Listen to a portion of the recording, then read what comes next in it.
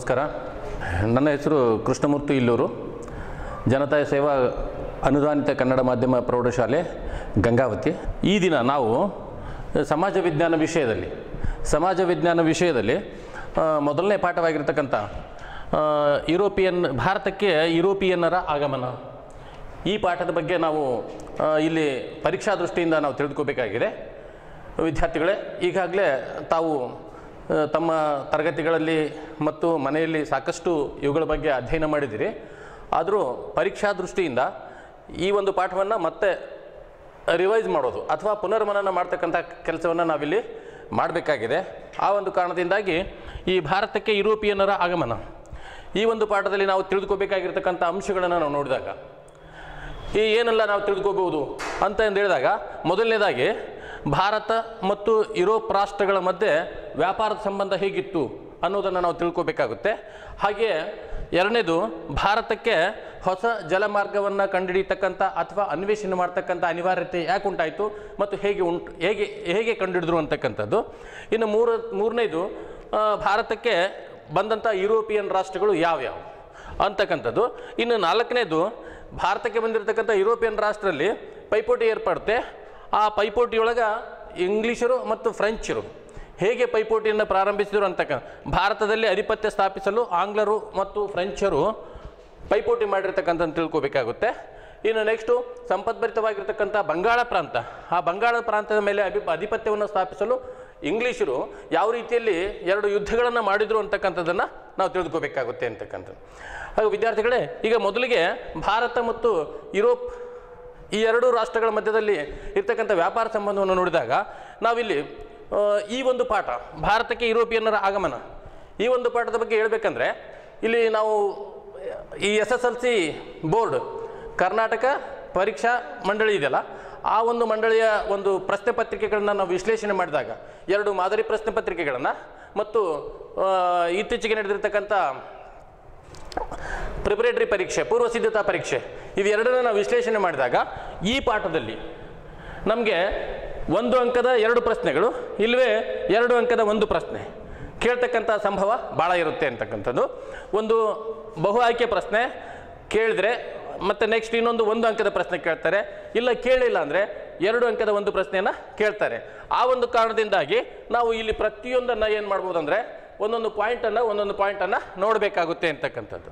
ಹಾಗಾದರೆ ಮೊದಲಿಗೆ ಭಾರತ ಮತ್ತು ಯುರೋಪ್ ರಾಷ್ಟ್ರಗಳ ಮಧ್ಯದಲ್ಲಿ ಇರ್ತಕ್ಕಂಥ ವ್ಯಾಪಾರ ಸಂಬಂಧವನ್ನು ನಾವು ನೋಡಿದಾಗ, ಈ 2 ರಾಷ್ಟ್ರಗಳ ಮಧ್ಯದಲ್ಲಿ ಪ್ರಾಚೀನ ಕಾಲದಲ್ಲಿಯೂ ವ್ಯಾಪಾರ ಇತ್ತು ಮತ್ತು ಮಧ್ಯಯುಗದಲ್ಲಿ ವ್ಯಾಪಾರ ಇತ್ತು ಅಂತಕ್ಕಂಥದ್ದು. ಹಾಗೆಯೇ ಯಾವ ಒಂದು ವಸ್ತುಗಳಿಗೆ ಬೇಡಿಕೆ ಇತ್ತು ಅಂತ ನೋಡಿದಾಗ, ಭಾರತೀಯ ಉತ್ಪನ್ನಗಳಾಗಿರ್ತಕ್ಕಂಥ ಮೆಣಸು, ಜೀರಿಗೆ, ದಾಲ್ಚಿನ್ನಿ, ಏಲಕ್ಕಿ, ಶುಂಠಿ ಮುಂತಾದವುಗಳಿಗೆ ಯುರೋಪಿನಲ್ಲಿ ಬಹಳಷ್ಟು ಬೇಡಿಕೆ ಇತ್ತು ಅಂತಕ್ಕಂಥದ್ದು. ಹಾಗಾದರೆ ಈ ವ್ಯಾಪಾರ ಹೇಗೆ ನಡೀತಾ ಇತ್ತು, ವ್ಯಾಪಾರ ಮಾರ್ಗ ಯಾವುದು ಅಂತ ಹೇಳಿದ್ರೆ, ಈ ವ್ಯಾಪಾರ ಮಾರ್ಗ ಮುಖ್ಯವಾಗಿ ಈಗ ನಾವು ಟರ್ಕಿ ದೇಶದಲ್ಲಿ ಬರ್ತಕ್ಕಂಥ ಕಾನ್ಸ್ಟಂಟಿನೋಪಲ್ ಅಂದರೆ ಪೂರ್ವ ರೋಮನ್ ಸಾಮ್ರಾಜ್ಯದ ಬೈಜಾಂಟಿಯಂ ಅಂತಕ್ಕಂಥದ್ದು ಇದೆಯಲ್ಲ, ಇದು ಪೂರ್ವ ಮತ್ತು ಪಶ್ಚಿಮ ರಾಷ್ಟ್ರಗಳ ಮಧ್ಯದ ವ್ಯಾಪಾರ ಕೇಂದ್ರವಾಗಿತ್ತು. ಈ ವಿದೇಶಗಳಿಗೆ ಇಲ್ಲಿಂದಲೇ ಏನಾಗ್ತಿತ್ತು ಅಂದರೆ ಸರಕುಗಳು ಕಳಿಸಲ್ಪಡ್ತಾ ಇದ್ವು ಅಂತ. ಹಾಗಾಗಿ ಕಾನ್ಸ್ಟಂಟಿನೋಪಲ್ ಪಶ್ಚಿಮ ರಾಷ್ಟ್ರಗಳ ಮಧ್ಯದ ವ್ಯಾಪಾರದ ಹೆಬ್ಬಾಗಿಲು ಅಂತ ಕರೆಸ್ಕೊಳ್ತಾ ಇತ್ತು. ಯಾಕೆಂದರೆ ಅಂತಾರಾಷ್ಟ್ರೀಯ ಸರಕು ವಿನಿಮಯ ಕೇಂದ್ರ ಇದಾಗಿದ್ದರಿಂದ ಅದನ್ನು ವ್ಯಾಪಾರದ ಹೆಬ್ಬಾಗಿಲು ಅಂತಂದು ಕರಿತಾ ಇದ್ರು ಅಂತಕ್ಕಂಥದ್ದು. ಅದಕ್ಕೆ ಈಗಿನ ಹೆಸರು ಇಸ್ತಾಂಬುಲ್ ಅಂತಂದು, ಹಿಂದಿನ ಹೆಸರು ಇಸ್ತಾಂಬುಲ್ ಅಂತಂದು ನಾವು ಹೇಳ್ತಾ ಇದ್ದೀವಿ ಅಂತಕ್ಕಂಥದ್ದು. ಯಾರು ವ್ಯಾಪಾರ ಮಾಡ್ತಾ ಇದ್ರು ಅಂತಕ್ಕಂಥದ್ದು ನೋಡಿದಾಗ, ಇಲ್ಲಿ ಅರಬ್ಬರು ಭಾರತದಿಂದ ವಸ್ತುಗಳನ್ನು ತೆಗೆದುಕೊಂಡು ಕಾನ್ಸ್ಟಂಟಿನೋಪಲ್ಗೆ ಹೋಗ್ತಾ ಇದ್ರು. ಅಲ್ಲಿಂದ ಇಟಾಲಿಯನ್ನರು ತಮ್ಮ ಪಶ್ಚಿಮ ದೇಶಗಳಿಗೆ ಒಯ್ದು ಅಪಾರವಾಗಿರ್ತಕ್ಕಂಥ ಲಾಭವನ್ನು ಅವರು ಗಳಿಸ್ತಾ ಇದ್ರು. ಹೀಗಾಗಿ ಈ ಏಷ್ಯಾ ವ್ಯಾಪಾರದ ಮೇಲೆ ಅರಬ್ಬರು ಏಕಸ್ವಾಮ್ಯತೆಯನ್ನು ಸಾಧಿಸಿದರೆ, ಯುರೋಪ್ ವ್ಯಾಪಾರದ ಮೇಲೆ ಇಟಾಲಿಯನ್ನರು ಏಕಸ್ವಾಮ್ಯತೆಯನ್ನು ಸ್ಥಾಪಿಸಿದ್ರು ಅಂತಕ್ಕಂಥದ್ದು. ಈ ಇಟಾಲಿಯನ್ನರ ಈಗ ಏಕಸ್ವಾಮ್ಯತೆ ಇದೆಯಲ್ಲ, ಇದು ಇತರ ಯುರೋಪಿಯನ್ ರಾಷ್ಟ್ರಗಳಿಗೆ ಏನು ಮಾಡ್ತಾ ಇದೆ ಅಂದರೆ, ಭಾರತದ ಜೊತೆಗೆ ನಾವು ವ್ಯಾಪಾರ ಮಾಡಬೇಕು, ಏಕಸ್ವಾಮ್ಯತೆಯನ್ನು ಸಾಧಿಸಬೇಕು ಅಂತಕ್ಕಂಥ ಪೈಪೋಟಿಗಳಿವಂತೆ ಮಾಡ್ತಾ ಇದೆ ಅಂತಕ್ಕಂಥದ್ದು. ಹೀಗೆ ವ್ಯಾಪಾರ ನಡೀತಕ್ಕಂಥ ಸಂದರ್ಭದೊಳಗೆ ಈ ಕಾನ್ಸ್ಟಂಟಿನೋಪಲ್ನ ಒಂದು ಪತನ ಆಗ್ತಾ ಇದೆ. ಯಾಕೆ ಆಗ್ತಾ ಇದೆ ಅಂದರೆ, ಈ ಕಾನ್ಸ್ಟಂಟಿನೋಪಲ್ ಇದೆಯಲ್ಲ, ಈ ಕಾನ್ಸ್ಟಾಂಟಿನೋಪಲ್ ಗ್ರೀಕರ ವಶದಲ್ಲಿತ್ತು. ಅದನ್ನ ಈ ಟರ್ಕರು ಏನು ಮಾಡ್ತಾರೆ, ಅಟೋಮಾನ್ ಟರ್ಕರು 1453ರಲ್ಲಿ ಆ ಕಾನ್ಸ್ಟಾಂಟಿನೋಪಲ್ ಅನ್ನು ಆಕ್ರಮಿಸಿಕೊಂಡು ಆ ವ್ಯಾಪಾರ ಮಾರ್ಗಗಳನ್ನು ಬಂದ್ ಮಾಡ್ತಾರೆ. ಹೇಗೆ ಅಂದರೆ ಆ ವ್ಯಾಪಾರದ ಮೇಲೆ ಅಧಿಕ ಸುಂಕವನ್ನು ಹೇರಿದಾಗ ಅದರಿಂದ ವ್ಯಾಪಾರಿಗಳಿಗೆ ತೊಂದರೆ ಆಗ್ತಾ ಇದೆ. ಹಾಗಾಗಿ ವ್ಯಾಪಾರ ಸ್ಟಾಪ್ ಆಯಿತು. ವ್ಯಾಪಾರ ಸ್ಟಾಪ್ ಆದಾಗ ಅವ್ರಿಗೆ ವ್ಯಾಪಾರ ಬಿಡುವ ಹಾಗಿಲ್ಲ. ಹಾಗಾದ್ರೆ ಏನು ಮಾಡಬೇಕು, ಭಾರತಕ್ಕೆ ಹೊಸ ಜಲಮಾರ್ಗವನ್ನು ಕಂಡುಹಿಡಿಯುವಂಥ ಅನಿವಾರ್ಯತೆ ಉಂಟಾಗ್ತಾ ಇದೆ ಅಂತಕ್ಕಂಥದ್ದು. ಈ ಅನಿವಾರ್ಯತೆಯೇ ಮುಂದೆ ಹೊಸ ಜಲಮಾರ್ಗವನ್ನು ಕಂಡುಹಿಡಿಯಲಿಕ್ಕೆ ಪ್ರಚೋದನೆಯನ್ನು ಕೊಟ್ಟು, ಆದರೆ ಈ ಯಾರು ಕಂಡುಹಿಡಿದ್ರು ಅಂತಕ್ಕಂಥದ್ದನ್ನು ನೋಡಿದಾಗ ಇಲ್ಲಿ ಸ್ಪೇನು, ಪೋರ್ಚುಗಲ್ ಮುಂತಾದಂಥ ರಾಷ್ಟ್ರಗಳು ಏನು ಮಾಡ್ತಾವೆ ಅಂದರೆ ಭಾರತಕ್ಕೆ ಹೊಸ ಜಲಮಾರ್ಗವನ್ನು ಕಂಡುಹಿಡಿದು ಆ ಮೂಲಕ ವ್ಯಾಪಾರವನ್ನು ಮಾಡೋದಕ್ಕೆ ತುಂಬ ಉತ್ಸುಕವಾಗಿದ್ವು. ಅಲ್ಲಿರ್ತಕ್ಕಂಥ ರಾಜರು ಸಹಿತವಾಗಿ ಅದಕ್ಕೆ ಪ್ರೋತ್ಸಾಹವನ್ನು ಕೊಟ್ಟಿದ್ರು. ಹಾಗಾಗಿ ಅನೇಕ ನಾವಿಕರು ಏನು ಮಾಡ್ತಾರೆ ಅಂದರೆ ಭಾರತಕ್ಕೆ ಹೊಸ ಜಲಮಾರ್ಗವನ್ನು ಕಂಡುಹಿಡಿಯೋದಕ್ಕೆ ಪ್ರಯತ್ನ ಪಟ್ಟರು. ಅದೇ ಸಂದರ್ಭದಲ್ಲಿ ಹೊಸ ಆವಿಷ್ಕಾರಗಳಾಗಿರ್ತಕ್ಕಂಥ ದಿಕ್ಸೂಚಿ, ಆಸ್ಟ್ರೋಲ್ಯಾಬ್, ಸಿಡಿಮದ್ದು ಮುಂತಾದವುಗಳು ಸಹಿತವಾಗಿ ಸಹಾಯಕವಾಗ್ತಾ ಇದ್ದಾವೆ. ಹೀಗೆ ಪ್ರಯತ್ನಗಳು ನಡೆದಾಗ ಈ ವಾಸ್ಕೋಡಿಗಾಮ, ಪೋರ್ಚುಗಲ್ ನಾವಿಕ ವಾಸ್ಕೋಡಿಗಾಮ ಲಿಬ್ಸನ್ ಅಂತಕ್ಕಂಥ ನಗರದಿಂದ ಹೊರಟು 1498ರಲ್ಲಿ ಕೇರಳದ ಕರಾವಳಿಗೆ ಕಲ್ಲಿಕೋಟೆ ಹತ್ರ ಬಂದು ಕಾಪ್ಪಡ್ ಅಂತಕ್ಕಂಥ ಒಂದು ಸ್ಥಳದಲ್ಲಿ ಬಂದು ನಿಲ್ತಾ ಇದ್ದಾನೆ ಅಂತಕ್ಕಂಥದ್ದು. ಹೀಗೆ ವಾಸ್ಕೋಡಿಗಾಮ ಭಾರತಕ್ಕೆ ಜಲಮಾರ್ಗವನ್ನು ಕಂಡುಹಿಡಿದಿರ್ತಕ್ಕಂಥ ಪೋರ್ಚುಗೀಸ್ ನಾವಿಕ ಆದ ಮೊದಲಿಗೆ ಅಂತ. ಹೀಗೆ ಪೋರ್ಚುಗೀಸರು ಭಾರತಕ್ಕೆ ಬಂದರು. ಅಂದರೆ ಭಾರತಕ್ಕೆ ಬಂದಿರತಕ್ಕಂಥ ಮೊಟ್ಟ ಮೊದಲ ಯುರೋಪಿಯನ್ ರಾಷ್ಟ್ರ ಅಂದರೆ ಪೋರ್ಚುಗೀಸು ಅಂತ ನಾವು ಹೇಳ್ಬೋದು. ಹಾಗಾದರೆ ಮತ್ತೆ ಯಾರು ಬರ್ತಾರೆ ಅನ್ನೋದು ನೋಡಿದಾಗ ಭಾರತಕ್ಕೆ ಬಂದ ಯುರೋಪಿಯನ್ನರಲ್ಲಿ ಪೋರ್ಚುಗೀಸರು, ಡಚ್ಚರು, ಇಂಗ್ಲೀಷರು, ಫ್ರೆಂಚರು ಈ 4 ಜನ ಬರ್ತಾ ಇದ್ದಾರೆ. ಈ ಪೋರ್ಚುಗೀಸರ ಬಗ್ಗೆ ನಾವೇನು ನೋಡಬೇಕಾಗುತ್ತೆ, ಇಲ್ಲಿ 1 ಅಂಕದ ಪ್ರಶ್ನೆಗಳಿಗೆ ಮತ್ತು 2 ಅಂಕದ ಪ್ರಶ್ನೆಗಳಿಗೆ ನೋಡಿದಾಗ ನಾವಿಲ್ಲಿ 4 ಅಂಶಗಳನ್ನು ನಾವು ನೋಡಬೇಕಾಗುತ್ತೆ. ಮೊಟ್ಟ ಮೊದಲಿಗೆ ಭಾರತಕ್ಕೆ ಬಂದಂಥ ಯುರೋಪಿಯನ್ನರು ಯಾರು ಅಂತ ಕೇಳಿದಾಗ ನಾವು ಪೋರ್ಚುಗೀಸರು ಅಂತ ಹೇಳ್ತೀವಿ. ಅದೇ ರೀತಿಯಲ್ಲಿ ಭಾರತವನ್ನು ತೊರೆದಂಥ ಕೊನೆಯ ಯುರೋಪಿಯನ್ನರು ಯಾರಂದಾಗ ಸಹಿತವಾಗಿ ನಾವು ಪೋರ್ಚುಗೀಸರು ಅಂತ ನಾವು ಹೇಳ್ಬೋದು ಅಂತಕ್ಕಂಥದ್ದು. ಇನ್ನು ನೆಕ್ಸ್ಟ್ ಸ್ಟೆಪ್, ಭಾರತಕ್ಕೆ ಬಂದಿರತಕ್ಕಂಥ ಪೋರ್ಚುಗೀಸರಲ್ಲಿ ಯಾರಪ್ಪ ಮೊದಲ ವೈಸ್ರಾಯ್ ಅಂದರೆ ಫ್ರಾನ್ಸಿಸ್ಕೋ ಅಲ್ಮೇಡ್. ಈ ಫ್ರಾನ್ಸಿಸ್ಕೋ ಅಲ್ಮೇಡ್ ಭಾರತಕ್ಕೆ ಬಂದಂಥ ಪೋರ್ಚುಗೀಸ್ ಅಧಿಕಾರಿ. ಈತ ಏನು ಮಾಡ್ತಾ ಇದ್ದಂದರೆ ನೀಲಿ ನೀರಿನ ನೀತಿ ಅಥವಾ ಬ್ಲೂ ವಾಟರ್ ಪಾಲಿಸಿ ಅಂತಕ್ಕಂಥದ್ದನ್ನು ಜಾರಿಗೆ ತರ್ತಾ ಇದ್ದಾನೆ. ನೀಲಿ ನೀರಿನ ನೀತಿ ಅಂದ್ರೇನು ಅಂದರೆ ಇಲ್ಲಿ ಭೂಮಿಯ ಮೇಲಿನ ಆಧಿಪತ್ಯಕ್ಕೆ ಬದಲಾಗಿ ಸಮುದ್ರದ ಮೇಲೆ ಏಕಸ್ವಾಮ್ಯವನ್ನು ಸಾಧಿಸುವುದಕ್ಕೆ ನೌಕಾಶಕ್ತಿಯನ್ನು ಬಲಪಡಿಸುವುದು. ಅಂದರೆ ವಿದೇಶಿ ವ್ಯಾಪಾರ ಬಹುತೇಕ ಜಲಮಾರ್ಗದ ಮೂಲಕವೇ ನಡೆಯುವುದರಿಂದ ಅದರ ಮೇಲೆ ಏಕಸ್ವಾಮ್ಯತೆಯನ್ನು ಸಾಧಿಸ್ತಕ್ಕಂಥ ನೀತಿಯನ್ನೇ ನಾವು ನೀಲಿ ನೀರಿನ ನೀತಿ ಅಂತ ಕರಿತಾ ಇದ್ದೀವಿ. ಹೀಗಾಗಿ ಫ್ರಾನ್ಸಿಸ್ಕೋ ಅಲ್ಮೇಡ್ ನಾವು ನೆನಪಿಡಬೇಕು, ಆತ ಜಾರಿಗೆ ತಂದಿದ್ದು ನೀಲಿ ನೀರಿನ ನೀತಿ ಅಂತಂದು ಹೇಳ್ಬೋದು. ಇನ್ನು ಫ್ರಾನ್ಸಿಸ್ಕೋ ಅಲ್ಮೇಡನ ನಂತರ ಬಂದಿರತಕ್ಕಂಥ ಈ ಪೋರ್ಚುಗೀಸ್ ಅಧಿಕಾರಿ ಅಂದರೆ ಆಲ್ಫಾನ್ಸೋ ಡಿ ಆಲ್ಬುಕರ್ಕ್. ಈ ಆಲ್ಫಾನ್ಸೋ ಆಲ್ಬುಕರ್ಕನನ್ನು ನಾವೇನಂತ ಹೇಳ್ಬೋದು ಅಂದರೆ ಭಾರತದಲ್ಲಿ ಪೋರ್ಚುಗೀಸ್ ಸಾಮ್ರಾಜ್ಯದ ನಿಜವಾದ ಸ್ಥಾಪಕ. ಯಾರು ಅಂದರೆ ಫ್ರಾನ್ಸಿಸ್ಕೋ ಅಲ್ಮೇಡ್. ಯಾಕೆಂದರೆ ಈತ ಭದ್ರವಾದ ಅಡಿಪಾಯ ಆಗ್ತಾ ಇದ್ದಾನೆ. ಬಿಜಾಪುರದ ಸುಲ್ತಾನ ವಶದಲ್ಲಿರ್ತಕ್ಕಂಥ ಗೋವಾವನ್ನು ಸಾಮಾನ್ಯ ಶಕೆ 1510ರಲ್ಲಿ ಏನು ಮಾಡ್ತಾ ಇದ್ದ ಅಂದರೆ ಅದನ್ನು ವಶಪಡಿಸಿಕೊಂಡು ಭಾರತದಲ್ಲಿ ಗೋವಾವನ್ನು ಪೋರ್ಚುಗೀಸರ ಆಡಳಿತ ಕೇಂದ್ರ ಅಥವಾ ಭಾರತದಲ್ಲಿ ಪೋರ್ಚುಗೀಸರ ರಾಜಧಾನಿಯನ್ನಾಗಿ ಮಾಡಿರ್ತಕ್ಕಂಥ ಕೀರ್ತಿ ಆಲ್ಬುಕರ್ಕ್ಗೆ ಸಲ್ಲುತ್ತೆ. ಇನ್ನು ನೆಕ್ಸ್ಟು ಬರೋರು ಯಾರಂದರೆ ಡಚ್ಚರ ಬಗ್ಗೆ ನಾವು 2-3 ಅಂಶಗಳನ್ನು ನೆನಪಿನಲ್ಲಿ ಇಟ್ಕೋಬೇಕಾಗುತ್ತೆ. ಡಚ್ಚರು ಯಾವ ದೇಶದವರು ಅಂತಂದು ಹೇಳಿದಾಗ ನಾವು ಹಾಲೆಂಡು ಅಥವಾ ನೆದರ್ಲ್ಯಾಂಡ್ ದೇಶದವರು. ಇವರು 1602ರಲ್ಲಿ ಯುನೈಟೆಡ್ ಈಸ್ಟ್ ಇಂಡಿಯಾ ಕಂಪನಿ ಅಂತಕ್ಕಂಥದ್ದನ್ನು ಪ್ರಾರಂಭಿಸಿ ಭಾರತಕ್ಕೆ ಬರ್ತಾರೆ. ಅದು ಸಾಂಬಾರ್ ಪದಾರ್ಥಗಳು ಅಥವಾ ಸಾಂಬಾರ್ ದ್ವೀಪಗಳು ಅಂತ ಹೇಳ್ತೀವಲ್ಲ, ಈ ಸ್ಪೈಸ್ ರಿಚ್ಡ್ ಕಂಟ್ರೀಸ್ ಅಂತ ಹೇಳ್ತೀವಿ. ಆ ಸ್ಪೈಸ್ ರಿಚ್ಡ್ ಕಂಟ್ರೀಸ್ ಅಥವಾ ಸಾಂಬಾರ್ ದ್ವೀಪಗಳಾಗಿರ್ತಕ್ಕಂಥ ಭಾರತ, ಜಾವಾ, ಆಮೇಲೆ ಸುಮಾತ್ರ, ಇಂಡೋನೇಷಿಯಾ ಮುಂತಾದಂಥ ಸಾಂಬಾರ್ ದ್ವೀಪಗಳಿಗೆ ಇವರೇನಪ್ಪ ಅಂದರೆ ಬರ್ತಾರೆ. ಹಾಗೆ ಬಂದವರು ಭಾರತಕ್ಕೆ ಬಂದರು. ಭಾರತದಲ್ಲಿ ಮೊಟ್ಟ ಮೊದಲಿಗೆ ಅವರು ಈ ಸೂರತ್, ಬ್ರೋಚ್, ಕ್ಯಾಂಬೆ, ಕೊಚ್ಚಿನ್, ಮಚಲಿಪಟ್ಟಣ, ಆಮೇಲೆ ಚಿನ್ಸೂರು, ನಾಗಪಟ್ಟಣ ಮುಂತಾದವುಗಳಲ್ಲಿ ತಮ್ಮ ವ್ಯಾಪಾರ ಕೋಟೆಯನ್ನು ತೆಗಿತಾ ಇದ್ದಾರೆ. ಹೀಗೆ ನಾವು 2 ಅಂಶಗಳನ್ನು ನಾವಿಲ್ಲಿ ಗಮನದಲ್ಲಿ ಇಟ್ಕೋಬೇಕು, 1 ಅಂಕ ಮತ್ತು 2 ಅಂಕದ ಪ್ರಶ್ನೆಗಳಿಗೆ ಡಚ್ಚರ ಬಗ್ಗೆ. ಇನ್ನು ಇಂಗ್ಲೀಷರ ಬಗ್ಗೆ ನಾವು ಹೇಳ್ಬೇಕಂದಾಗ ಭಾರತಕ್ಕೆ ಬಂದ ಮೂರನೆಯ ಯುರೋಪಿಯನ್ನರ್ ಅಂದರೆ ಇಂಗ್ಲೀಷರು. ಇಂಗ್ಲೀಷರ ಬಗ್ಗೆ ನಾವು ನೋಡಬೇಕಾದಾಗ ಇಂಗ್ಲೀಷರು ಸಾಮಾನ್ಯ ಶಕೆ 1600ರಲ್ಲಿ ಇಂಗ್ಲೀಷ್ ಈಸ್ಟ್ ಇಂಡಿಯಾ ಕಂಪನಿ ಅಂತಕ್ಕಂಥದ್ದನ್ನು ಸ್ಥಾಪಿಸಿಕೊಂಡು 15 ವರ್ಷಗಳ ಕಾಲ ವ್ಯಾಪಾರ ಮಾಡೋದಕ್ಕೆ ರಾಣಿಯ ಒಂದು ಪರ್ಮಿಷನ್ ಅನ್ನು ತೆಗೆದುಕೊಂಡು ಅವರೇನಪ್ಪ ಅಂದರೆ ಭಾರತಕ್ಕೆ ಬರ್ತಾ ಇದ್ದಾರೆ. ನಂತರ ಸಾಮಾನ್ಯ ಶಕೆ 1613ರಲ್ಲಿ ಸೂರತ್ನಲ್ಲಿ ವ್ಯಾಪಾರವನ್ನು ಸ್ಥಾಪಿಸೋದಕ್ಕೆ ಮೊಘಲ್ ಚಕ್ರವರ್ತಿಯಾಗಿರ್ತಕ್ಕಂಥ ಜಹಾಂಗೀರ್ನಿಂದ ಒಂದು ಫರ್ಮಾನನ್ನು ಪಡ್ಕೊಳ್ತಾ ಇದ್ದಾರೆ ಅಂತಕ್ಕಂಥದ್ದು. ಆನಂತರ 1617ರಲ್ಲಿ ಇಂಗ್ಲೀಷ್ ರಾಯಭಾರಿ ಮತ್ತೊಮ್ಮೆ ಜಹಾಂಗೀರ್ನ ಆಸ್ಥಾನಕ್ಕೆ ಬರ್ತಾ ಇದ್ದಾನೆ.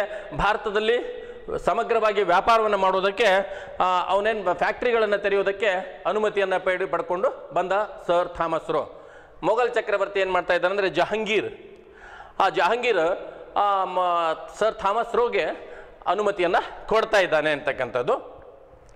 ಹಾಗಾಗಿ ಇಂಗ್ಲೀಷರು ಆಗ್ರಾ, ಅಹಮದಾಬಾದ್, ಆಮೇಲೆ ಬ್ರೋಚ್ ಮುಂತಾದ ಪ್ರದೇಶಗಳಲ್ಲಿ ತಮ್ಮ ವ್ಯಾಪಾರದ ಕೇಂದ್ರಗಳನ್ನು ಅಥವಾ ತಮ್ಮ ವ್ಯಾಪಾರದ ಕೋಠಿಗಳನ್ನು ಪ್ರಾರಂಭಿಸ್ತಾ ಇದ್ದಾರೆ ಅಂತಕ್ಕಂಥದ್ದು. ಆನಂತರ ಈ ಇಂಗ್ಲೀಷರು ಏನು ಮಾಡ್ತಾ ಇದ್ದಾರೆ ಅಂದರೆ ಮದ್ರಾಸ್ ಅಂದರೆ ಈಗ ಚೆನ್ನೈ ಅಂತ ಕರೆಯಲ್ಪಡ್ತಕ್ಕಂಥ ಈ ಮದ್ರಾಸನ್ನು ಆಗಿನ ಅಲ್ಲಿಯ ಅರಸ ಚಂದ್ರಗಿರಿ ಅರಸನ ಬಳಿಯಲ್ಲಿ ಅದು ಇತ್ತು. ಆ ಚಂದ್ರಗಿರಿ ಅರಸನಿಂದ ಆ ಮದ್ರಾಸನ್ನು ಅವ್ರೇನು ಮಾಡ್ತಾ ಇದ್ದಾರೆ ಅಂದರೆ ಪಡೆದುಕೊಳ್ತಾ ಇದ್ದಾರೆ ಅಂತಕ್ಕಂಥದ್ದು. ಪಡೆದುಕೊಂಡು ಅಲ್ಲಿ ತಮ್ಮದೇ ಆಗಿರ್ತಕ್ಕಂಥ ಒಂದು ಕೋಟೆಯನ್ನು ಕಟ್ತಾ ಇದ್ದಾರೆ. ಆ ಕೋಟೆಯ ಹೆಸರೇ ಸೇಂಟ್ ಜಾರ್ಜ್ ಫೋರ್ಟ್. ನಾವಿಲ್ಲಿ ಮುಖ್ಯವಾಗಿ ನಾವು ಆಂಗ್ಲರ 2 ಕೋಟೆಗಳನ್ನು ನಾವು ನೆನಪಿನಲ್ಲಿ ಇಟ್ಕೋಬೇಕು. ಒಂದು ಸೇಂಟ್ ಜಾರ್ಜ್ ಫೋರ್ಟ್, ಇನ್ನೊಂದು ಕಲ್ಕತ್ತಾದಲ್ಲಿರ್ತಕ್ಕಂಥ ಫೋರ್ಟ್ ವಿಲಿಯಂ. ಆ ಫೋರ್ಟ್ ವಿಲಿಯಮನ್ನು ಹೇಗೆ ಕಟ್ಟಿದ್ರು ಅಂತ ನೋಡಿದ್ರೆ ಈ ಇಂಗ್ಲೀಷರು ಈ ಹುಗ್ಲಿ ನದಿ ದಂಡೆ ಮೇಲಿರ್ತಕ್ಕಂಥ ಕೋಲ್ಕತ್ತಾ, ಗೋವಿಂದಪುರ, ಸುತ್ತಮುತ್ತ ಹಳ್ಳಿ ಈ ಹಳ್ಳಿಗಳನ್ನು ಖರೀದಿಸಿ ಅವ್ರೇನು ಮಾಡ್ತಾ ಇದ್ದಾರೆ ಅಂದರೆ ಅಲ್ಲಿ ಫೋರ್ಟ್ ವಿಲಿಯಂ ಅಂತಕ್ಕಂಥ ಒಂದು ಕೋಟೆಯನ್ನು ಕಟ್ತಾ ಇದ್ದಾರೆ. ಈ ಫೋರ್ಟ್ ವಿಲಿಯಂ ಕೋಟೆಯ ಸುತ್ತಮುತ್ತ ಏನಾಗುತ್ತೆ ಅಂದರೆ ಕಲ್ಕತ್ತಾ ಬೆಳೆಯುತ್ತೆ.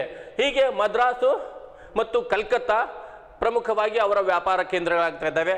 ಅದೇ ರೀತಿ ಬಾಂಬೆಯು ಸಹಿತವಾಗಿ ಅವರ ಒಂದು ವಶಕ್ಕೆ ಬರ್ತಾ ಇದೆ. ಹಾಗಾಗಿ ಅವ್ರೇನು ಮಾಡ್ತಾ ಇದ್ದಾರೆ ಅಂದರೆ ಕಲ್ಕತ್ತಾವನ್ನು ತಮ್ಮ ವ್ಯಾಪಾರ ಕೇಂದ್ರಗಳ ರಾಜಧಾನಿಯನ್ನಾಗಿ ಮಾಡಿಕೊಂಡ್ರು. ಹಾಗೆಯೇ ಮುಂದೆ ಈ ಬಾಂಬೆ, ಮದ್ರಾಸ್, ಚೆನ್ನೈ ಇವು 3 ಏನಾಗ್ತಾ ಇದ್ದಾವೆ ಅಂದರೆ ಇಂಗ್ಲೀಷರ ಕಾಲದ ಅಥವಾ ಇಂಗ್ಲೀಷರ ಪ್ರಮುಖವಾಗಿರ್ತಕ್ಕಂಥ ಪ್ರೆಸಿಡೆನ್ಸಿಗಳು, ಪ್ರಾಂತಗಳು, ಮುಂಬೈ ಪ್ರಾಂತ, ಮದ್ರಾಸ್ ಪ್ರಾಂತ ಮತ್ತು ಕಲ್ಕತ್ತಾ ಪ್ರಾಂತ ಆಗ್ತಾ ಇದೆ. ಹೀಗೆ ಇಂಗ್ಲೀಷರು ಬಂದು ಭಾರತದಲ್ಲಿ ವ್ಯಾಪಾರ ಮಾಡಲಿಕ್ಕೆ ಪ್ರಾರಂಭ ಮಾಡಿದರು. ಇನ್ನು ನೆಕ್ಸ್ಟ್ 4ನೇದವ್ರು ಯಾರು ಬರ್ತಾರೆ ಅಂದರೆ ಫ್ರೆಂಚರು ಬರ್ತಾರೆ.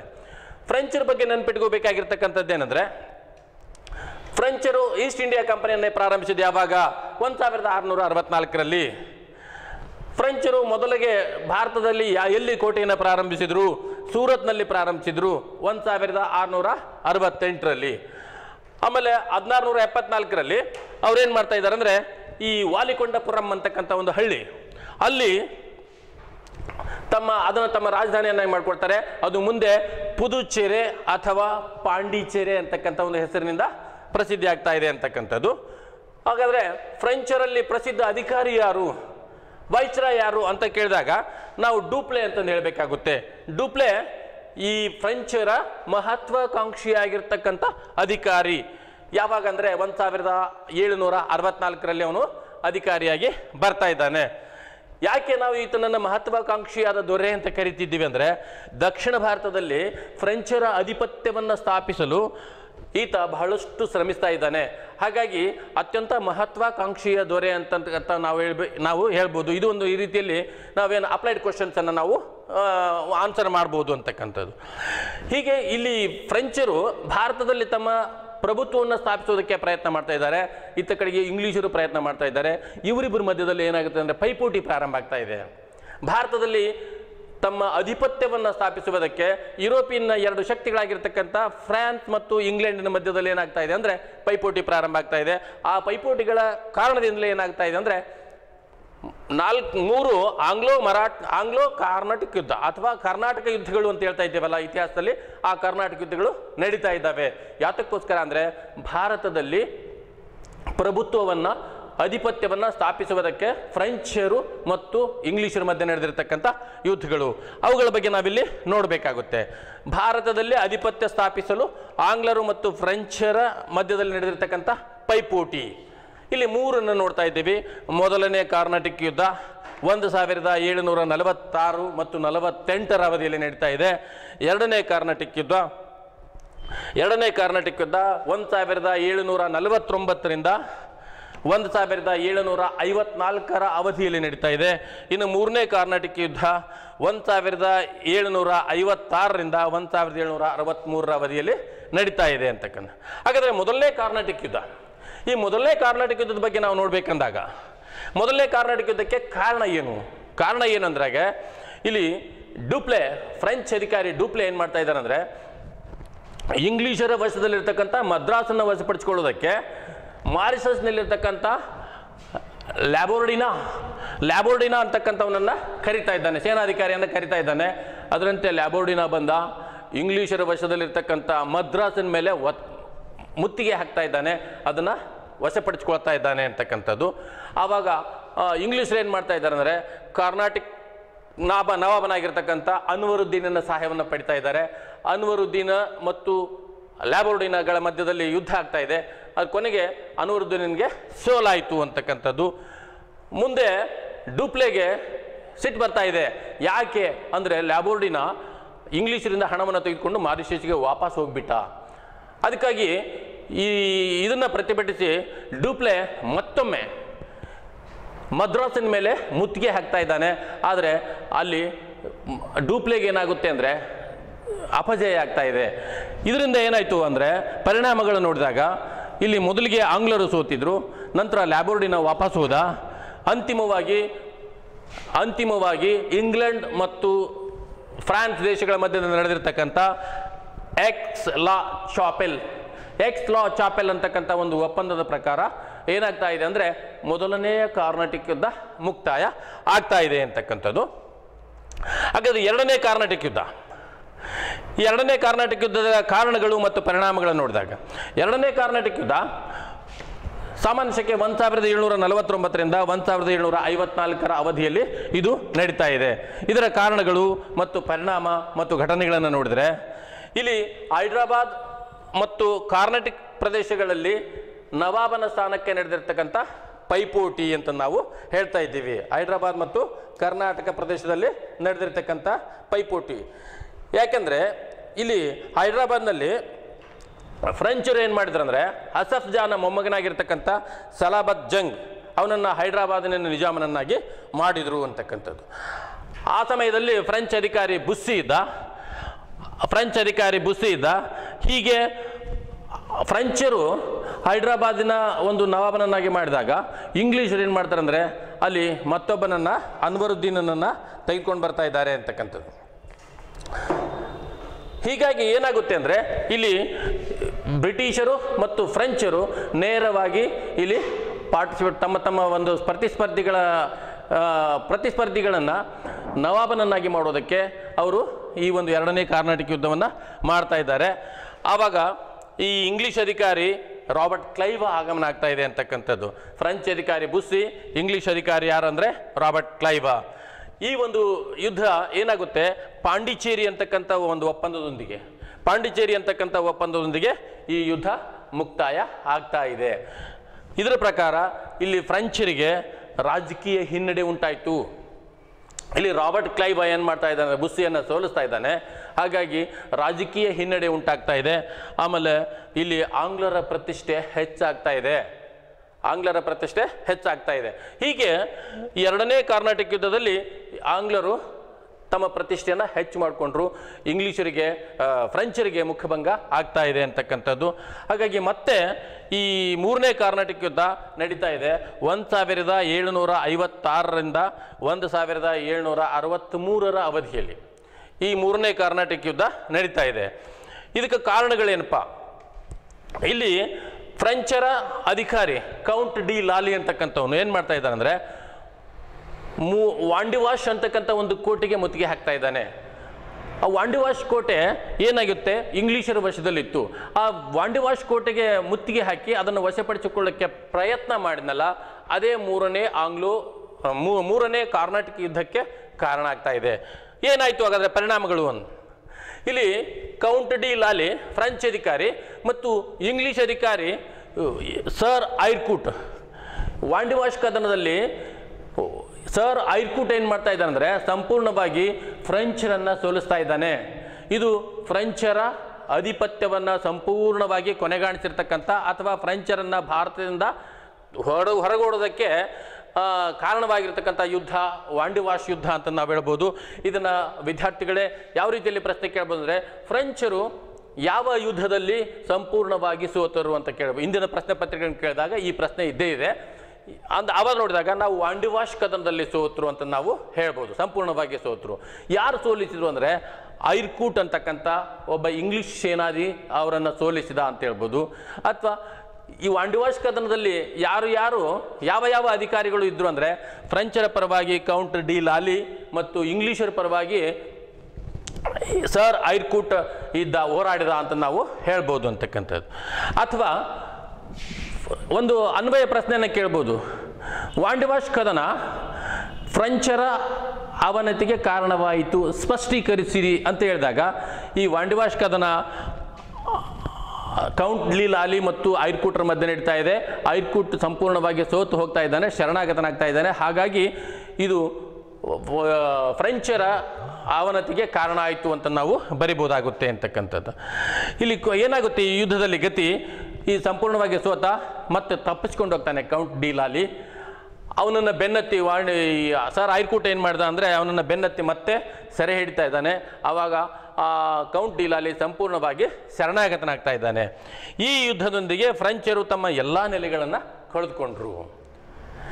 ಭಾರತದಲ್ಲಿರ್ತಕ್ಕಂಥ ಎಲ್ಲ ನೆಲೆಗಳು ಏನಾಗ್ತಾವೆ ಅಂದರೆ ಇಂಗ್ಲಿಷರ ವಶಕ್ಕೆ ಬರ್ತಾ ಇದ್ದಾವೆ. ಮೂರನೇ ಕಾರ್ನಾಟಿಕ್ ಯುದ್ಧ ಸಂಪೂರ್ಣವಾಗಿ ಫ್ರೆಂಚರನ್ನು ಭಾರತದಿಂದ ಹೊರಗಾಕೋದಕ್ಕೆ ಕಾರಣ ಆಗ್ತಾ ಇದೆ. ಅಥವಾ ಮೂರನೇ ಕಾರ್ನಾಟಿಕ್ ಯುದ್ಧದಲ್ಲಿ ಸೋಲುವುದರೊಂದಿಗೆ ಫ್ರೆಂಚರು ಭಾರತದಿಂದ ಕಾಲು ತೆಗಿತಾ ಇದ್ದಾರೆ. ಆದರೂ ಇಂಗ್ಲೆಂಡ್ನಲ್ಲಿ ನಡೆದಿರ್ತಕ್ಕಂಥ 1763ರಲ್ಲಿ ಪ್ಯಾರಿಸ್ ಒಪ್ಪಂದ ಫ್ರಾನ್ಸ್ ಮತ್ತು ಇಂಗ್ಲೆಂಡ್ಗಳ ಮಧ್ಯೆ ನಡೆಯುತ್ತೆ. ಆ ಒಪ್ಪಂದದಲ್ಲಿ ಪ್ಯಾರಿಸ್ ಒಪ್ಪಂದದ ಪ್ರಕಾರ ಏನಾಗುತ್ತೆ ಅಂದರೆ ಫ್ರೆಂಚರಿಗೆ ಅವರ ರಾಜಧಾನಿ ಆಗಿರ್ತಕ್ಕಂಥ ಪಾಂಡಿಚೇರಿಯನ್ನು ಪುನಃ ವಾಪಸ್ ಕೊಡ್ತಾ ಇದ್ದಾರೆ ಇಂಗ್ಲಿಷರು ಅಂತ. ಹೀಗೆ ಭಾರತದಲ್ಲಿ ಆಧಿಪತ್ಯವನ್ನು ಸ್ಥಾಪಿಸುವುದಕ್ಕೆ ಇವರಿಗೆ ಮೊದಲನೇ ಕಾರ್ನಾಟಿಕ್ ಯುದ್ಧ, ಎರಡನೇ ಕಾರ್ನಾಟಿಕ್ ಯುದ್ಧ ಮತ್ತು ಮೂರನೇ ಕಾರ್ನಾಟಿಕ್ ಯುದ್ಧ, ಹೀಗೆ 3 ಯುದ್ಧಗಳನ್ನು ಮಾಡೋದ್ರ ಮೂಲಕ ದಕ್ಷಿಣ ಭಾರತದಲ್ಲಿ ಪ್ರಮುಖವಾಗಿರ್ತಕ್ಕಂಥ ಪ್ರದೇಶ ಕಾರ್ನಾಟಿಕ್, ಅದರ ರಾಜಧಾನಿ ಆರ್ಕಾಟ್, ಅಲ್ಲಿ ತಮ್ಮ ಆಧಿಪತ್ಯವನ್ನು ಅವರು ಸ್ಥಾಪಿಸಿದರು. ಇನ್ನು ನೆಕ್ಸ್ಟು ತಮ್ಮ ಆಧಿಪತ್ಯವನ್ನು ಸ್ಥಾಪಿಸಿದ ಮೇಲೆ ತಮ್ಮ ಅಧಿಕಾರವನ್ನು ವಿಸ್ತರಿಸಬೇಕು ಅನ್ನೋ ಒಂದು ಉದ್ದೇಶದಿಂದ ಅವ್ರೇನು ಮಾಡ್ತಾ ಇದ್ದಾರೆ ಅಂದರೆ, ಭಾರತದಲ್ಲಿ ಅತ್ಯಂತ ದೊಡ್ಡ ಪ್ರಾಂತ ಬಂಗಾಳ ಪ್ರಾಂತ ಇದೆ, ಹೌದಾ? ಕಲ್ಕತ್ತಾವನ್ನು ಕೇಂದ್ರವನ್ನಾಗಿ ಇಟ್ಕೊಂಡಿರ್ತಕ್ಕಂಥ ಬಂಗಾಳ ಪ್ರಾಂತ್ಯ ಇದೆಯಲ್ಲ, ಆ ಬಂಗಾಳ ಪ್ರಾಂತ್ಯವನ್ನು ವಶಪಡಿಸಿಕೊಳ್ಳೋದಕ್ಕೆ ಅವರು ಪ್ರಯತ್ನ ಮಾಡ್ತಾ ಇದ್ದಾರೆ. ಆ ಬಂಗಾಳ ಪ್ರಾಂತ್ಯವನ್ನು ವಶಪಡಿಸಿಕೊಳ್ಳೋದಕ್ಕೆ ಆಂಗ್ಲರು 2 ಪ್ರಮುಖ ಯುದ್ಧಗಳನ್ನು ಮಾಡ್ತಾ ಇದ್ದಾರೆ. ಆ 2 ಪ್ರಮುಖ ಯುದ್ಧಗಳು ಯಾವುದಂದರೆ, ಒಂದು ಪ್ಲಾಸಿ ಕದನ ಸಾಮಾನ್ಯ ಶಕೆ 1757ರಲ್ಲಿ ನಡೀತಾ ಇದೆ. ಇನ್ನೊಂದು ಬಕ್ಸಾರ್ ಕದನ 1764ರಲ್ಲಿ ನಡೀತಾ ಇದೆ. ಹಾಗಾದರೆ ಪ್ಲಾಸಿ ಕದನ ಹೇಗೆ ನಡೀತು? ವಿದ್ಯಾರ್ಥಿಗಳೇ, ಇಲ್ಲಿ ನಾವು 1 ಅಂಕದ ಪ್ರಶ್ನೆಗಳನ್ನು ಕೇಳಿದ್ರು ಸಹಿತವಾಗಿ 1 ಅಂಕದ ಪ್ರಶ್ನೆಗೆ ಯಾರ್ಯಾರ ಮಧ್ಯೆ ನಡೀತು ಅಂತ ಹೇಳಿದಾಗ ಪ್ಲಾಸಿ ಕದನ ಬಂಗಾಳದ ನವಾಬನಾಗಿರ್ತಕ್ಕಂಥ ಸಿರಾಜುದ್ದೌಲ್ ಮತ್ತು ಆಂಗ್ಲರ ಮಧ್ಯೆ ನಡೀತು ಅಂತಂದು ಹೇಳ್ಬೋದು. ಅಥವಾ 1 ಅಂಕಕ್ಕೆ ಪ್ಲಾಸಿ ಕದನ ನಡೆದಿರ್ತಕ್ಕಂಥ ವರ್ಷ ಅಂತ ಕೇಳಿದಾಗ 1757, ಸಾಮಾನ್ಯ ಶಕೆ 1757. ಹಾಗಾದರೆ 2 ಅಂಕಕ್ಕೆ ಕೇಳ್ಬೋದು, ಏನು ಪ್ಲಾಸಿ ಕದನ ನಡೆಯೋದಕ್ಕೆ ಕಾರಣಗಳೇನು? ಪ್ಲಾಸಿ ಕದನ ನಡೆಯೋದಕ್ಕೆ ಕಾರಣಗಳೇನು ಅಂತ ಕೇಳಿದಾಗ ಇಲ್ಲಿ ನಾವು ಮುಖ್ಯವಾಗಿ 3 ಅಂಶಗಳನ್ನು ನಾವು ಇಲ್ಲಿ ಬರಿಬೇಕಾಗುತ್ತೆ. ಇದು 2 ಅಂಕಕ್ಕೆ ಕೇಳ್ಬೋದು ಅಥವಾ 1 ಅಂಕಕ್ಕೆ ಸಹಿತವಾಗಿ ಆದರೂ ಕೇಳ್ಬೋದು. ಇಲ್ಲಿ ಕಾರಣಗಳನ್ನು ಕೇಳಿದಾಗ ನಾವು ಫಸ್ಟು ಒಂದು ದಸ್ತಕಗಳ ದುರುಪಯೋಗ. ದಸ್ತಕಗಳು ಅಂದ್ರೆ ಏನು? ದಸ್ತಕಗಳಂದರೆ ಭಾರತದಲ್ಲಿ ವ್ಯಾಪಾರ ಮಾಡುವುದಕ್ಕೆ ಇಂಗ್ಲಿಷರಿಗೆ ಕೊಟ್ಟಿರ್ತಕ್ಕಂಥ ಅಪ್ಪಣೆ ಚೀಟಿ ಅಥವಾ ಪರ್ಮಿಷನ್ ಲೆಟರ್ ಅಂತ ಹೇಳ್ತಾ ಇದ್ದೀವಿ. ಈಸ್ಟ್ ಇಂಡಿಯಾ ಕಂಪನಿಗೆ ಭಾರತದ ಸಾಮ್ರಾಟ್ ಮೊಘಲರು ಏನು ಮಾಡಿದ್ರು ಅಂದರೆ ದಸ್ತಕಗಳನ್ನು ಕೊಟ್ಟಿದ್ರು, ಅಥವಾ ಬಂಗಾಳದ ನವಾಬ ಏನು ಮಾಡಿದಂದರೆ ಅನುಮತಿಯನ್ನು ನೀಡಿದ್ದ. ಅವು ದಸ್ತಕ ಅಥವಾ ಅಪ್ಪಣೆ ಚೀಟಿ, ಪರ್ಮಿಷನ್ ಲೆಟರ್ ಅಂತಂದು ಹೇಳ್ತಾ ಇದ್ದೀವಿ.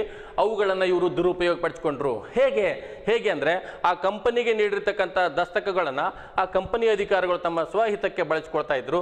ಅದರಿಂದ ನವಾಬನಿಗೆ ಸಾಕಷ್ಟು ನಷ್ಟ ಉಂಟಾಗ್ತಾ ಇತ್ತು. ಹೀಗಾಗಿ ಬಂಗಾಳದ ನವಾಬ ಯಾರಿದ್ರು ಅಂದರೆ ಸಿರಾಜುದ್ದೌಲ್. ಆ ಸಿರಾಜುದ್ದೌಲ್ಗೆ ನಷ್ಟವಾಗೋದ್ರಿಂದ ಅವನು ತಪ್ಪಿಸೋದಕ್ಕೆ ಪ್ರಯತ್ನ ಮಾಡ್ತಾ ಇದ್ದಾನೆ. ಆದ್ದರಿಂದ ಇಂಗ್ಲೀಷರು ಮತ್ತು ಈ ಸಿರಾಜುದ್ದೌಲ್ ಮಧ್ಯೆ ವಿರಸ ಉಂಟಾಗ್ತಾ ಇದೆ ಅಂತಕ್ಕಂಥದ್ದು. ಎರಡನೇದು, ನವಾಬನ ಅನುಮತಿ ಇಲ್ಲದೆ ಕಲ್ಕತ್ತಾ ಕೋಟೆಯ ದುರಸ್ತಿ. ನೋಡಿ, ನಾನು ಅವಾಗಲೇ ಹೇಳಿದೆ, ಭಾರತದಲ್ಲಿ ಇಂಗ್ಲೀಷರು 2 ಕೋಟೆಗಳನ್ನು ಕಟ್ಟಿದ್ರು ಅಂತಂದು. ಒಂದು ಕಲ್ಕತ್ತಾದೊಳಗೆ ಯಾವುದು ಫೋರ್ಟ್ ವಿಲಿಯಂ ಅಂತಕ್ಕಂಥ ಕೋಟೆ, ಮದ್ರಾಸ್ನೊಳಗೆ ಸೇಂಟ್ ಜಾರ್ಜ್ ಫೋರ್ಟ್ ಅಂತಕ್ಕಂಥ ಕೋಟೆಯನ್ನು ಕಟ್ಟಿದ್ರು ಅಂತ ಹೇಳಿದೆ. ಇಲ್ಲಿ ಫೋರ್ಟ್ ವಿಲಿಯಂ ಕೋಟೆಯನ್ನು ಭದ್ರಪಡಿಸ್ಕೊಳ್ತಾ ಇದ್ದಾರೆ ಯಾರು? ಬ್ರಿಟಿಷರು.